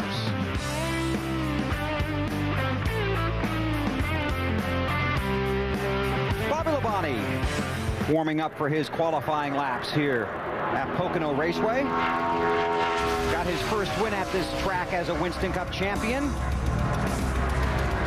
And here is his battle with Dale Earnhardt Jr. a couple of years ago, and this was a fabulous finish. Able to get around him on the outside and hold off Jr. for the win. How about that? And Labonte goes down and salutes the crew as he goes down the front straightaway. So Joe Gibbs and company very pleased. Bobby Labonte has run well here at Pocono and is having an outstanding season. Labonte, you know, it's really this. The more you hang around this sport, the more that it confuses you. Because Tony Stewart won the race here in June and ran so well. So you think that both the Joe Gibbs cars would come back here and be super strong in this race. And right now, Tony Stewart is qualified 17th of the 24 cars that are qualified. And Bobby Labonte was 31st in the practice session. Go figure. Frustrates you, doesn't it? It does. Like I said, the more you learn, the more you know you don't learn. You don't know. Now, we're just like Bobby Labonte. There is no pace chase on this car today. So we're just like Bobby Labonte. We won't know the time until they put it up. How about that? And guess what? He's better than everybody so far. By 2/1000th of a second over Andretti. I see what. He's just kind of saving something. I told you he was good at this track. You have me convinced. He's terrific at this racetrack. He goes from 31st best, 54-24. He gained 1 second of practice to qualify. And he's not done. Oh, he is. He don't know it, but he is. He's done. Now he is, you're right. 53.276 seconds, 168.932 miles per hour. The provisional pole sitter here at Pocono. Matt? And Michael Waltrip spent a lot of time sideways on your qualifying. You really wanted that second lap, didn't you? Yeah, I made it through one really good on the second time through, and Slugger told me my segments were better. And when I got to the tunnel, I was on a mission, and it just wasn't going to work. I finally decided, but it took me about 2 car lengths of in the gas wide open before I made that decision. So a smarter man would have never gotten himself in that position, but I just was determined to get on through there. I'm real proud of the team. When we started today, Matt, the car was not that good, and Slugger and all the boys on the Napa Chevy just did a great job tuning it up, and we got us a decent starting spot, so we'll try to go at them on Sunday. That's a good indicator for Sunday, isn't it? It is, because every lap I drive, I want to drive another one, and that's what it's all about in Winston Cup racing. You know, a race is a marathon, basically. Qualifying is just you throw it all out there. I love qualifying, but now I'm ready to race. And he's ready to race, Marty. Well, Matt, Kevin Harvick is the one who coined the phrase the magic stick. You want to borrow Bobby Labonte's magic stick from 31st to 1st for your car that was, 11th fastest in the first practice? Yeah, I just need half of his magic stick, though. It's, the Goodwrench car was pretty good when we unloaded it, and this place is one of those places where we have struggled a little bit, but we've been all right since we unloaded, so we'll just have to hopefully get down a good lap. And I got to say hi to my wife, Delaney. She's at home to babysit the dog. He got bit by a snake or a bee or something yesterday, so she's at home this weekend, and just want to tell her I love her, and hopefully we can qualify good. Very good. He is one of those teams that will be on the scuff tires when he goes out. Actually, is 12th fastest in the first practice session. And Ryan Newman, the guy who was #1 on the track. Guys, it was green, but he got it. Wouldn't shut up. I know. Marty, if you'd have just hushed, he might have stayed in the green. But it's going back that way. It's green again. Green, green, green. Look at it going the right way. This is the green side. The bright side. His teammate Rusty Wallace currently 3rd. And Newman making a run at the pole. Oh, man. He's got it. Remember, fastest car in practice. I don't know if that lap scared him, but it sure scared us. Provisional pole, Ryan Newman. Look at this. Wow. 52. Oh, my goodness. 52.830. 170.358. My goodness. And this lap that he has going is compared to his first lap. Right. Now let's see if he stays with it. A little over half a second slower than his previous lap. Already on the provisional pole. So far, it's about the same speed. Remember, Rusty was good coming off it. Well, actually had trouble getting off it. And that's where Ryan really shined. That's where the car seemed to be the best. And this seems to be a little bit faster. Had it. No. Can he get it back coming to the line? Almost got the wall off the third corner.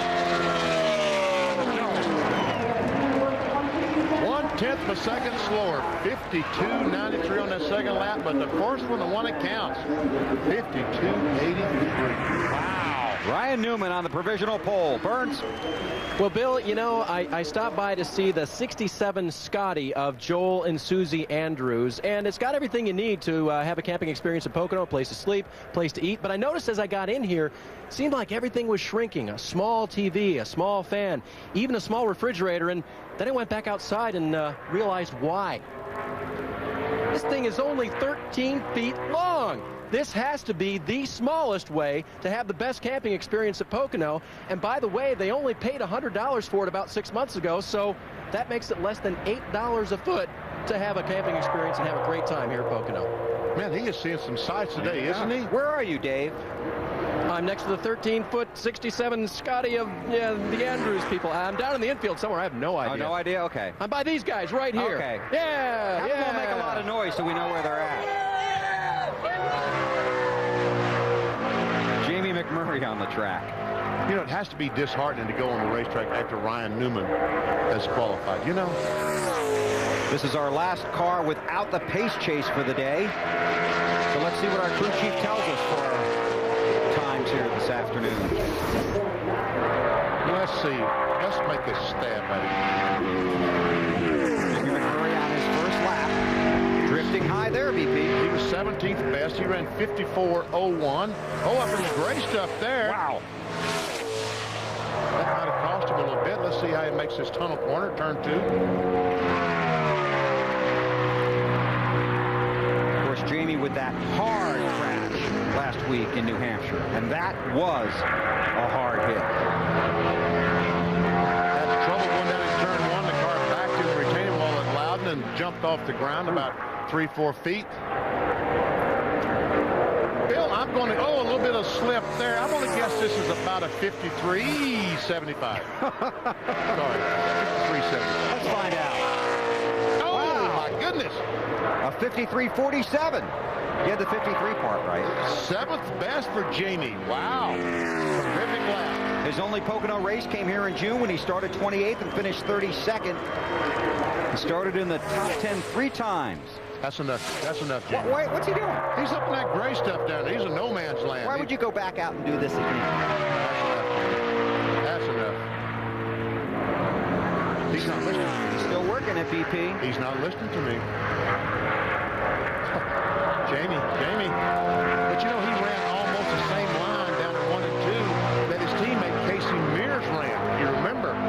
said it looked like Casey was too high down there. Well, Jamie did the same thing. And right now they're 6th and 7th. Now, Jamie, this is not going to be as fast. This might be the 75 as well. Checkered flag. No. A 61. 61. So Jerry McMurray currently 7th. It is Ryan Newman and Bobby Labonte, the provisional front row at Pocono. You're watching NASCAR on TNT.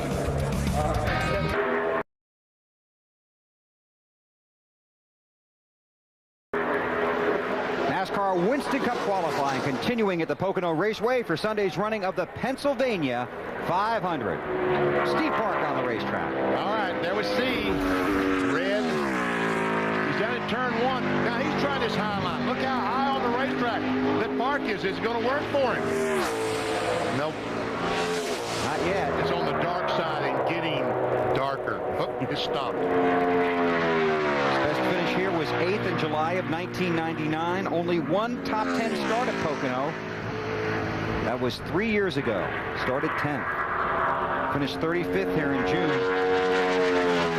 That second corner was not behind at all. Did he have the rev limiter there? I think he did. Not kind at all. See how this works out for Steve Park. 9th, not bad. 53.579, 167.976 miles per hour. Right there. Good job, everybody. Thank you. All done. So we can go to Matt. And Ryan Newman, the guy everybody was waiting to see go out on the racetrack and pull off your lap, and you sure pulled one out. Yeah, we pulled a pretty good one out. I think it has the potential to get beat by the 48 car, but we'll see how things go. Guys did an awesome job with the Alto Mobile One Dodge, and for sure to be a good starting spot for Sunday, but our goal is to get to the end and beat the front car. Describe that lap, Ryan. It was pretty good. Turn 1 was pretty good. I got loose over the time on turn 2 there, and I don't think I lost a lot of speed, but I didn't get the feel that I wanted. And then turn 3, I just misjudged it a little bit. The car was really grippy, and track's in pretty good shape.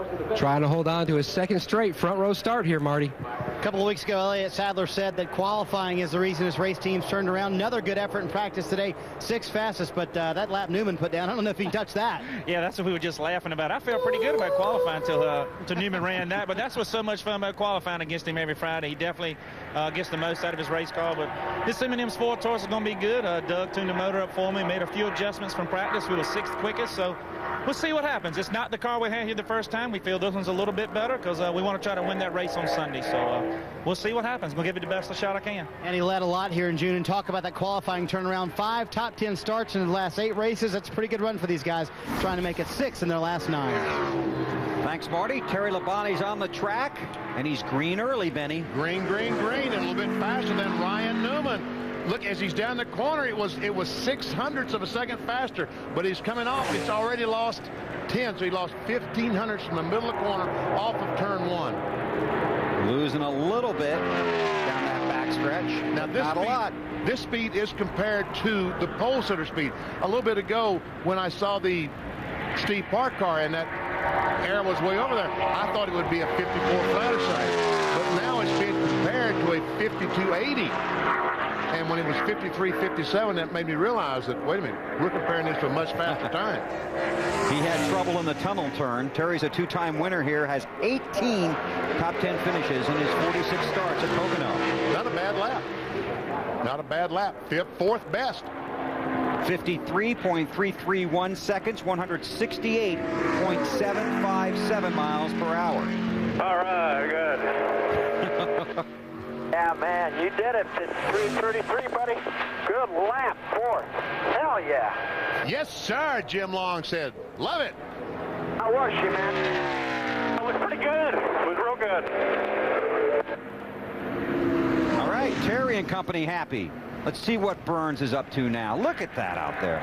Well, I'm out in the middle, just past the tunnel turn, and Joe Monger and his buddies from Cottersport, PA, put this bus together about 15 years ago, and they have one of my favorite things on a school bus. It's the slide, and Joe showed me how to use it, so hopefully I won't kill myself. Don't hurt your nose. My nose isn't involved. Okay. Dave bumped his nose last week during Dave Discovers. Now, the good thing is that Joe's got great neighbors nearby here. Check this out, Benny. Top sirloin right here, my friend. Look at this puppy right here. We're going to be doing some eating right after this. Rare, just like you like it rare? No. Okay, we'll cook that a little bit longer. But Joe and his friends here having a great time down here this weekend, and we do have a meal plan in case we're a little late tonight. Man, that looks terrific. That does look outstanding. Now we were. Remember that slide last year when Burns did that? Watch that's this. right. You were downstairs. I don't know if you saw that. Watch it bust his rump. That'd be my rump, Benny. Watch this. Oh! Yeah. You know what?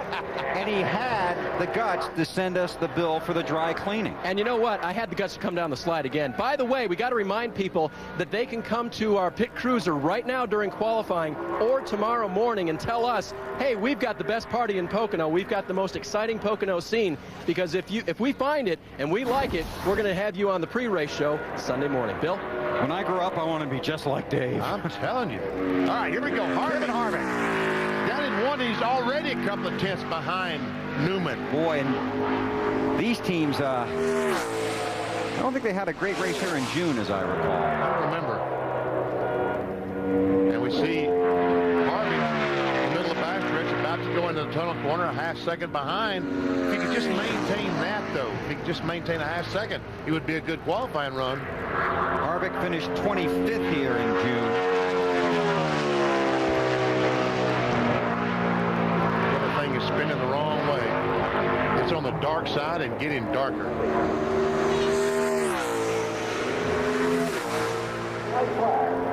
About 1 second slower, which is going to get him back about 25th. 21st. 53.872, 167.063 miles per hour, and that's not very satisfying. Not for these guys, because they have, in the races, Harvick and his Goodrich crew have been doing a terrific job. If you've been watching the last month or so. And that's all he's going to do, one lap. So currently 21st for Kevin Harvick. We check in with Marty. Well, the man that they say can beat Ryan Newman, there's only one they say can beat Ryan Newman, is Jimmie Johnson. What do you think, Jimmy? Who's they? Everybody we talked to, they kept saying the 48, and Ryan said you were the guy to beat. Nah, we'll see. We've got a great race car. We struggled a little bit off the truck, and I was able to get the car back and ran a great time in practice. So hopefully, we're going to have what we need. We were a little faster than what Ryan ran in the spring here a month ago. So I don't know. You just never know. I want a top 5 spot. We got a great race car, and pole would be nice, but we just need a good solid starting spot. What did last week's win at New Hampshire do for this race team? Did you guys get a chance to celebrate yet? Yeah, we had some fun. That meant so much to myself and to this race team. You know, when you go to a place that you know you'll be okay at and you come out there winning, it really does a lot for the morale of the team and for my confidence as a driver, Chad's confidence as a crew chief. So it really did a lot for us, and I'm thankful for the 24 going up and doing the testing that they did. That helped the 48 out. And too bad they didn't have a better day, but this Lowe's team has been awesome, and we're really looking forward to the stretch that we have coming up. So I think we're going to be in good shape. And we talked about scuffs versus stickers. Ryan Newman went out on stickers. Jimmie Johnson will be on scuffs. Matt? Terry Labonte, Jimmie Johnson's teammate. A great lap for you. Well, it was, and our Kellogg Chevy ran awful good and qualifying there. It was pretty good in practice. We were hitting the track a little bit, so we raised it up and worked on that, trying to keep from dragging. But it was a good run for us, and the guy at the shop's doing a great job, great engine, and so that's going to get us a pretty good start spot, I think. I mean, you've had some good runs this year, but the finish is starting showing in Dover. This team's really turning around. Well, we've got a really good team, I think, and we've stumped our toe a few times, but we've had some good finishes, some good runs, and hopefully the second half we can be a little bit more consistent than we're the first one. Last 2 races here, a 9th and a 7th. Bill? Thank you, Matt. Robbie Gordon on the track. Not too good so far. You wanted to go back to something. But we keep talking about stickers and scuffs. Right. Stickers and scuffs. It's kind of like going to a car dealership and looking at the cars. If they have a sticker in the window, that usually means they're new. And if they don't have a sticker, they're used. Okay? Right. Same deal with tires. If they're brand new, they've got a sticker on that says, I'm brand new. If the sticker's gone, they've been used. Robbie Gordon, 27, 54.233. Wow. And that's it, I think, for him. The Childress teams have struggled here at Pocono, and that appears to continue here today. Qualifying for the Pennsylvania 500 rolls on in a moment. Bud Bud Pole qualifying on TNT is brought to you by Fridays. Eat what you love. Love where you eat at Fridays. Budweiser. The best things in life are the things that are true. Budweiser. Suzuki, maker of innovative motorcycle scooters and all-terrain vehicles. And Stacker 2, burn fat, crush cravings, and supercharge your energy. Bill Weber, Benny Parsons, Matt Yoakum, Marty Snyder, Dave Burns, and a cast of hundreds behind the scenes, bringing you our TNT coverage of Bud Pole qualifying for the Pennsylvania 500. And we got Jeremy. Do you like that Dodge commercial that girl says he asked about his Octane 109? Yes, that's very creative, Jeremy. Yes. All right, it's not a bad lap. This half second, remember, is compared he's to... 14. Now he's 11. Yeah. Now he's 10. Not bad, not bad.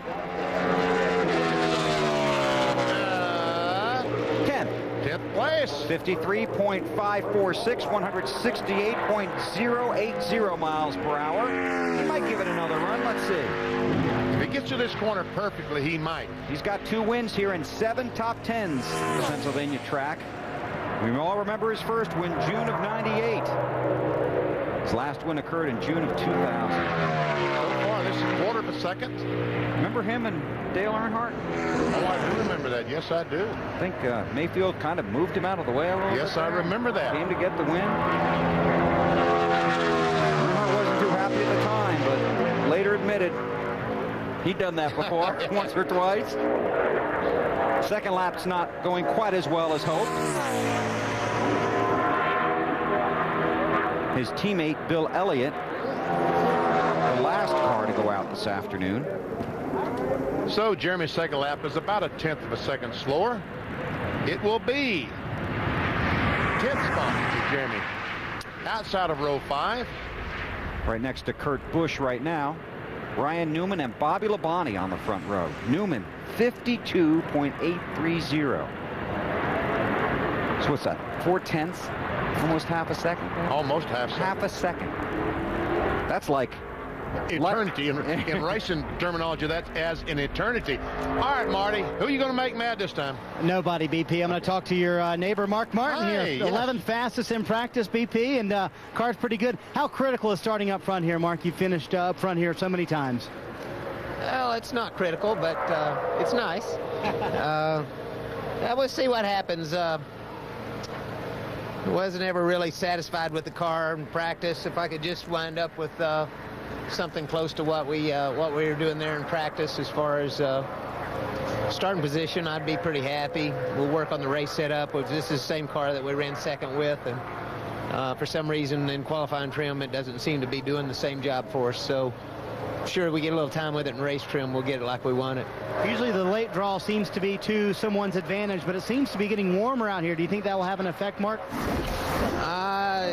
Doesn't feel like it's going to be an advantage, that's for sure. There you go. I'd say probably about 10 degrees warmer than it was when practice was going on, guys. But Mark, again, had the 11th fastest car this morning. I'd like to run into Mark Martin someday when he is satisfied with his car, because he's a hard man to please, a very determined racer. What color is that? That's green, green, green. I'm Elliott Sadler. Yeah, I don't know about this one now. I'm not too sure about this one. What do you mean? I'm just not too sure about this one. I think our computer might have messed up. Really? Yeah. Okay. So it's still green, green, green. Green, green, green. And he might be the pole man. Oh, it's gone to the red. But you see, it's saying right now that he's going to run about a 52.80. I mean, a 90, about a 52.90. Let's see if that's what he does. 53.177. See, second fastest, and he's done for qualifying. Because you don't go around too fast once you shut it off. No. Got to have some power. That's not a bad lap. 53.17. All right, Burns, is dinner ready? BP, dinner is done. Okay. And they didn't invite you, so I don't know what the deal was there. I'll go talk to him. Hey, you know, NASCAR is so much about color and pageantry. I want to show you best flags. This rig right here, Jeff Gordon by the American flag. It's owned by Craig Groff of Hanover, PA. He loves the flag display down here. But, you know, the best thing that Craig's done here after all these colors is he's got his own flagman. His little buddy, Troy Wagaman Jr., is the flagman. And, Troy, how old are you? 6. You're 6. And who's your favorite driver? Jeff Gordon. And why is that? Why do you like him? Because he likes him. Oh, because Craig likes him. Yeah, the guy who owns the bus. That's pretty smart. Okay, show us how you wave the flags, Troy. Green, green, green, green, green. See, you got the best flags. You got to have the best flagman, and I think down here it's Troy. That's pretty cool. He did that well. Yes. Much better than I'd never have figured out. Better than Burns could do it, too. Yeah, absolutely. Well, here's Dale Jarrett on the racetrack. Got himself a top 10 last week. Those have been few and far between. 3-time winner at this track. Elliott Sadler, teammate, DJ. What are you saying? Well, I'm just saying it's got a shot here. Got a shot. It's right there, about the same speed. See? Just 0.02 of a second slower than Newman. This can be a get-well track for Dale Jarrett. I know they had the top 10 last week, did that with some pit strategy, but this is a track where he runs very well. He's been in 33 races here, has 18 top 10 finishes. That's 55% of his starts. He's finished in the top 10. Stop! Bubble, stop going the other way. If he can stay there, he'd be in second spot. Now he's got to go the other direction. Now he's backed up about, this is about 6th, 9th, 8th, 7th. Going the right way now. 6th. 7th. Good lap for DJ. His 7th place start at Pocono in June, his best start this season. And he's currently 7th, and that's where he will sit. Dale Jarrett, a 3-time winner here at the Pocono Raceway, and I remember when we came here in 1995. You do? He was driving the 28 car, and the rumors were that Robert Yates was tired of him, that they were going to replace him in that car, but nope, he went to victory lane, and the rest is history. Added 2 more wins at this track and a Winston Cup championship. When you look at the season they've had, the personnel really starting to help turn them around. Won here in 2002, the June race. I would imagine that that driver and that team are looking for big things here on Sunday. Marty? I have found the man who kind of likes the month of July and August here. Bill Elliott won at Pocono last year, then went to Indy and won. So can we expect the same thing, Bill? We expect a lot. I did like last year, but I mean, you never know. I mean, it's sports. It changes seems like from week to week anymore. And, you know, since they've kind of come in with a common templating and everybody's trying to figure out what they want body-wise, you know, it's hard to get the proper balance you want because different drivers have different styles and you try to get everything tweaked to what you want. And, you know, last year we had a particular thing that worked for us. And, you know, this year we've not been able to find that, but we're going to give it our best shot. How's the car today? 10th fastest in that first practice. The car is a Dodge, the UAW Dodge. It's pretty good. But we'll see how the driver is. That was a slick plug there. Hey, he lost a spotter this week. Tim Fita was going to run the NASCAR Busch Series race, which will be on NBC on Saturday. Marty. Yes. You mean be quiet, BP? Yes. Okay, I'll be quiet now. Oh, we had something going there. Jimmy Johnson was green going into the tunnel corner, turn 2. But now all of a sudden he's back to 4th position. Man, oh man, we had something going there, Marty, but we were doing all right as long as Marty was talking. This is the car that Ryan Newman told us he was concerned about. Third best. 53.199 seconds, 169.176 miles per hour. He was green till he got right down in the middle of 1 and 2. Let's see if he makes another run at it. He might, because he knows that he made some mistakes, that he was not perfect up in the tunnel corner. And right here, going in the tunnel corner, it's green, green, green by 0.05 of a second. Has run 3 races here at Pocono and has started from the top 10 in all 3, including a Bud Bowl in June of earlier this year, rather. He just could not get off the tunnel corner. Could he? Couldn't get off that tunnel corner. Can he make it up?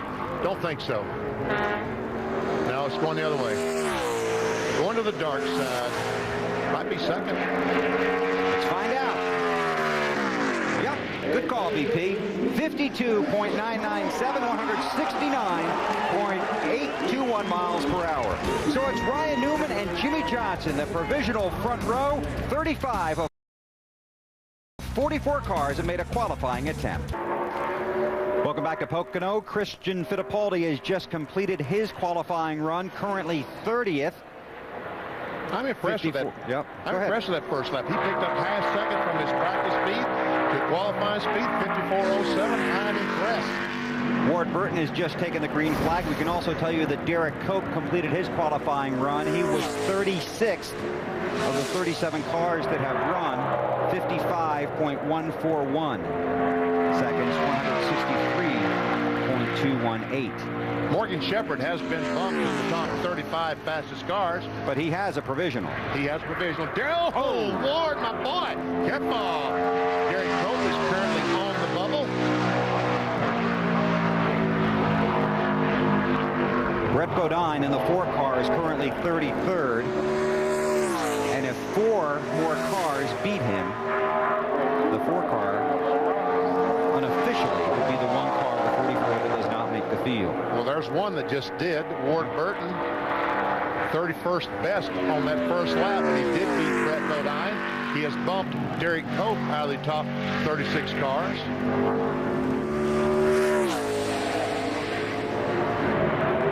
Ward perhaps making another run at it. Looks like he is.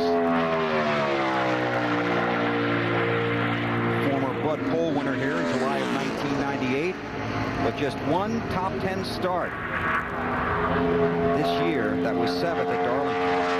Finished 8th here in June, though.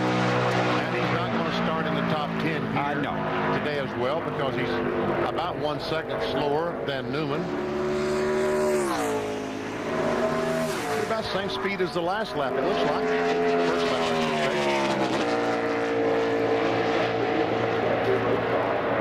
a little bit slower. Yep. So still 31st. They're chasing the 12 and the 48. Ryan Newman and Jimmy Johnson on the front row. Let's check in with Matt. Well, the first thing, you two were, I guess, talking about how shaky your hands were comparing.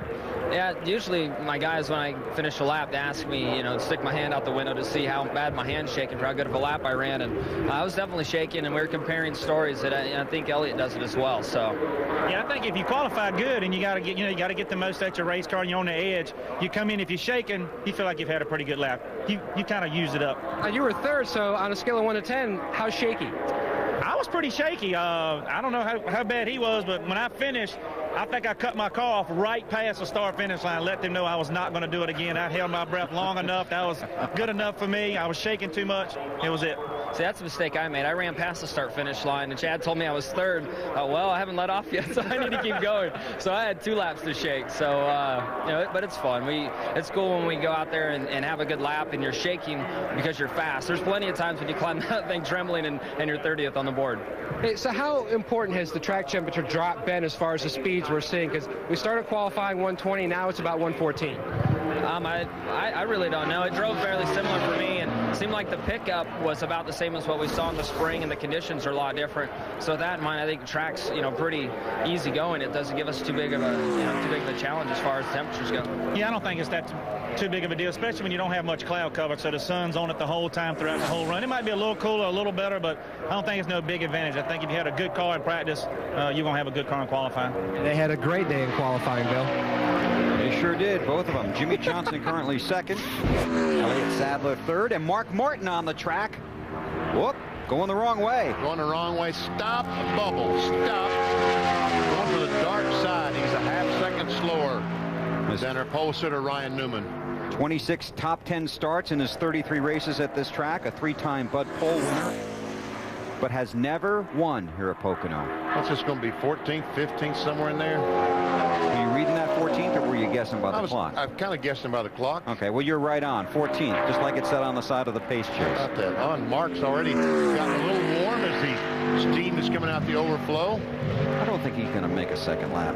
Yeah, he's going to run through the corner and see if it's perfect. If it is, he might run another one. If it's not, he'll give up the ghost.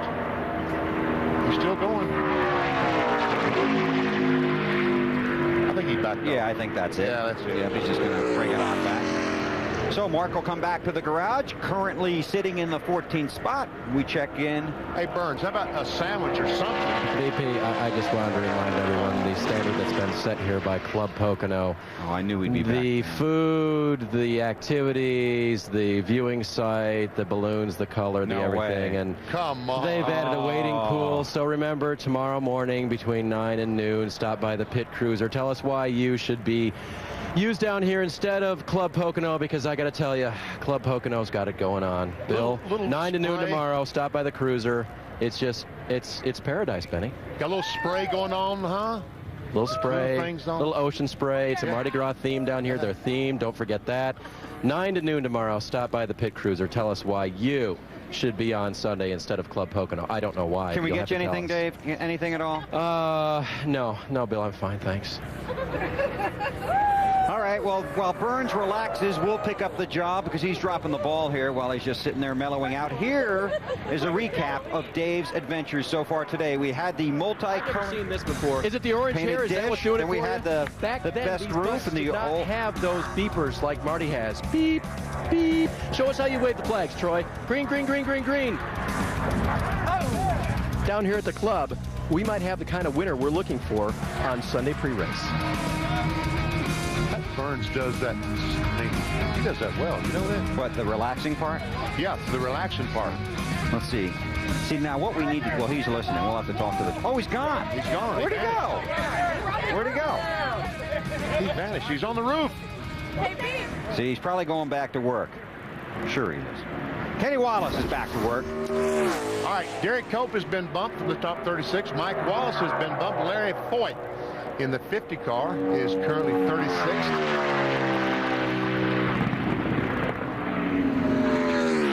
And the car we're watching while we're watching Kenny Wallace is Brett Bodine, 35th. So he's 2 away now. Well, we've got Blaney, who ran good. Spencer, Earnhardt Jr., and Elliott to go. What are you saying? I'm saying, Brett, it doesn't look good. It doesn't look good for Brett. Kenny Wallace to the line to complete his first lap. Not bad, 24th. Yep. 53.802, 167.280 miles per hour. He has 14 starts at Pocono, and still looking for his first top 10 here. Finished 29th here in June. Looks like he's trying to run a second lap. You have the option to run 1 or 2 laps here. Normally, your first lap is your fastest lap. Sometimes that's not the case. Jimmy Johnson, remember, was 3rd best. He ran a second lap and went from 3rd to 2nd. A lot faster. Keep going, bud. It's a good 3. There you go. There you go. A lot faster, he said. A lot faster. And it is. Looks like it might be about 3/10 faster. Well, he's 25th there. Let's see where he comes out. No. Nope. Same speed. Kenny Wallace, currently 24th. 4 cars to go when we return to Pocono. You're watching NASCAR on TNT.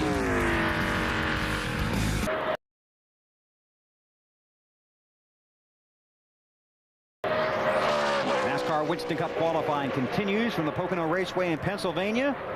Dave Blaney on the track, trying to beat the time of provisional pole sitter Ryan Newman, the 52.830 lap. That's over 170.3 miles per hour. And Blaney was 9th best in the practice session, so... So what are you saying? I'm saying that he has a chance to have a pretty good qualifying start.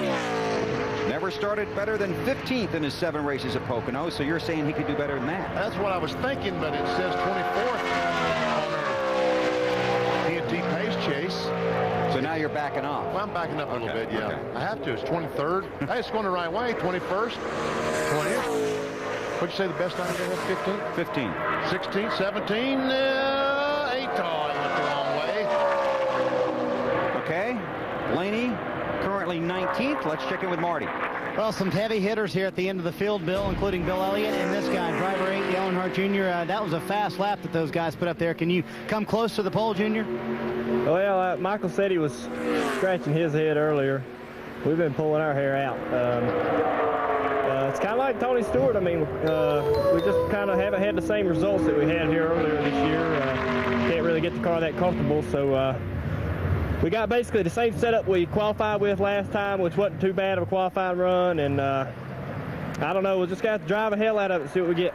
They did change some things, but they indeed have the same exact car that started 5th and finished 4th here in June, but just not the same speed this weekend. And Brett Bodine in the Ford Kodak film car has been bumped. And with no provisionals, they will load it up. Looks that way.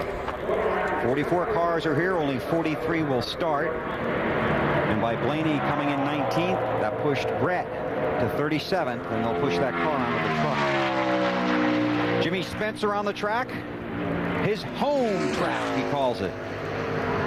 Had a big charity golf tournament earlier this week, which you participated in. Yes, over in Hazleton, Pennsylvania. He grew up in Berwick. Saw him on the local news last night. Had a good point. They've had a shot in several races this year, but not been able to really seal the deal. Great finish at Charlotte. Has struggled today trying to get this car up to speed. We'll see. As he goes by, takes the green flag. He's off and running. Has only 2 top 10 starts at Pocono. His best was a 7th. This race 2 years ago in 2001. He finished 39th here in June after starting 30th.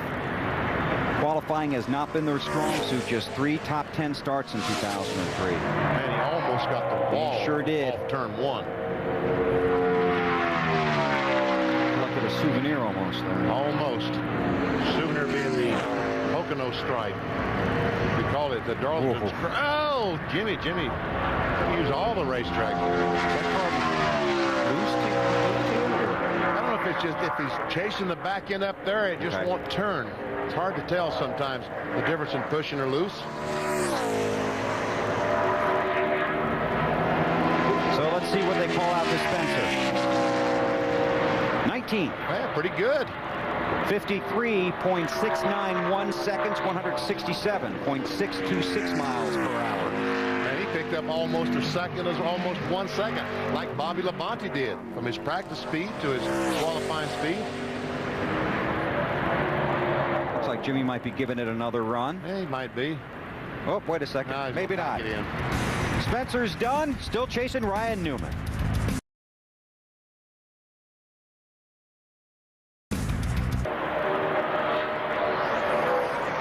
Qualifying continues at the Pocono Raceway. Just 2 cars left to go.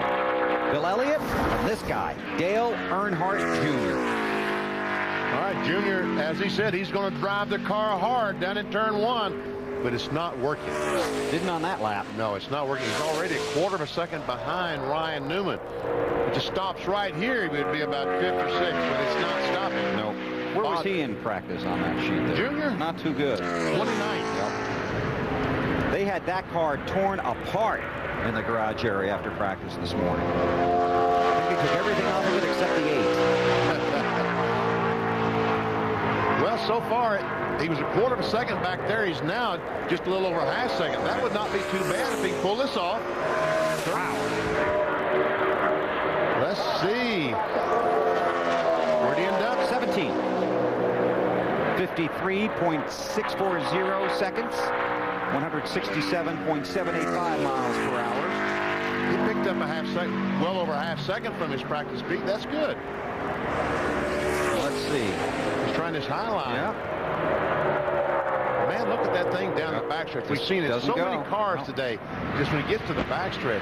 And guess what? It's going to start getting a lot slower. Yeah, because he says that's enough. Yep. I don't want to do that again if I don't have to. So Dale Earnhardt Jr. falls into the 17th spot with 1 car left to go, the car of Bill Elliott. All right. Brett Bodine has been bumped. Robbie Gordon has been bumped. Jeff Green has been bumped. Ward Burton is now the car on the bubble. This week, the NASCAR family lost a true friend and a pioneer in this sport, a man that helped contribute to this sport in so many ways. Bob Latford passed away after a brief illness earlier this week. Bob contributed to this sport in so many ways, was helpful to many members of the media, certainly to race teams, contributed to the development of the current point system that is used in the Winston Cup Series. And I know, Benny, you knew him very well. I did know him well, and anytime I had a problem and I had a question about the sport or something in history of sport, Bob Latford is the phone call that I made, and I always got an answer. He loved the sport, just truly loved the sport, the people in it, and the history of the sport. That's where I think he really shined, and that's what I appreciated so much from Latford, was his love of the history of the sport. He truly did love NASCAR Winston Cup racing and would contribute to it in any fashion that you would ask him. Grew up in Daytona Beach and sold hot dogs and programs at the old beach course back in the 40s. We pass along our sympathies to his family. Services for Bob will be next week, and he will be missed. Final car on the racetrack, Bill Elliott, the man who won here 1 year ago, then went on to win the Brickyard 400 at Indianapolis. Can he do it again? All right, qualifying is a good indication of how well your car is going to run. Right now, Elliott is, see, 14th best, 13th. 11th. Yeah. Going the right way, but now that dreaded red bubble is going over toward the dark side. 13th.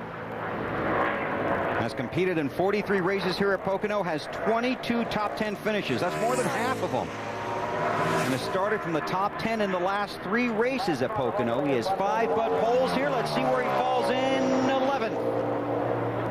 Pretty good lap, 53.478 seconds. Average speed, 168.294. Last car. So Ward Burton has been bumped. Christian Fittipaldi will qualify 36th in the 43 car. That's good news for them. Again, 44 cars came here. Only 43 make the starting field. I didn't think Bill take a second lap. I didn't give it a run. I was kind of waiting for him to shut it down. He's not helping a whole lot. No, he isn't.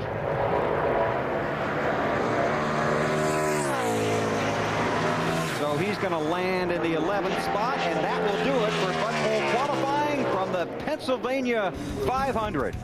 Ryan Newman will lead the field to the green flag on Sunday. We'll talk to him next.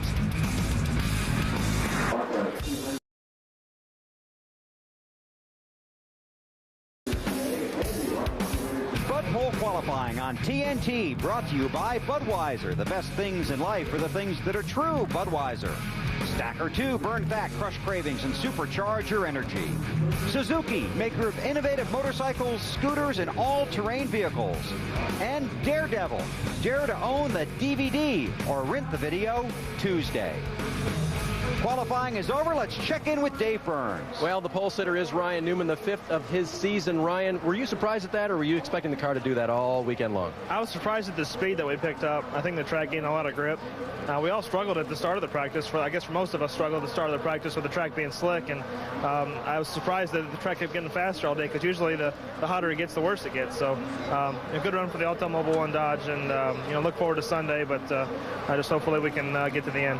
And Bill, you know how we've been looking for the best Pocono scene all day? Well, right now, it's Ryan Newman. Absolutely, Dave. Ryan Newman and Jimmy Johnson on the front row, followed by Elliott Sadler, Bobby Labonte, and John Andretti, the top 5. It's the 6th pole of the season for Dodge, the first Bud pole in 4 races at Pocono for Ryan Newman. And the most dramatic moment here will be when they charge into turn 1 Sunday afternoon, Benny. Right. Who is going to win the race down in turn 1, Ryan Newman or Jimmy Johnson, as you see the starting lineup across the bottom of the screen? 44 cars came here. Only one goes home. That's the 4 car of Brett Bodine.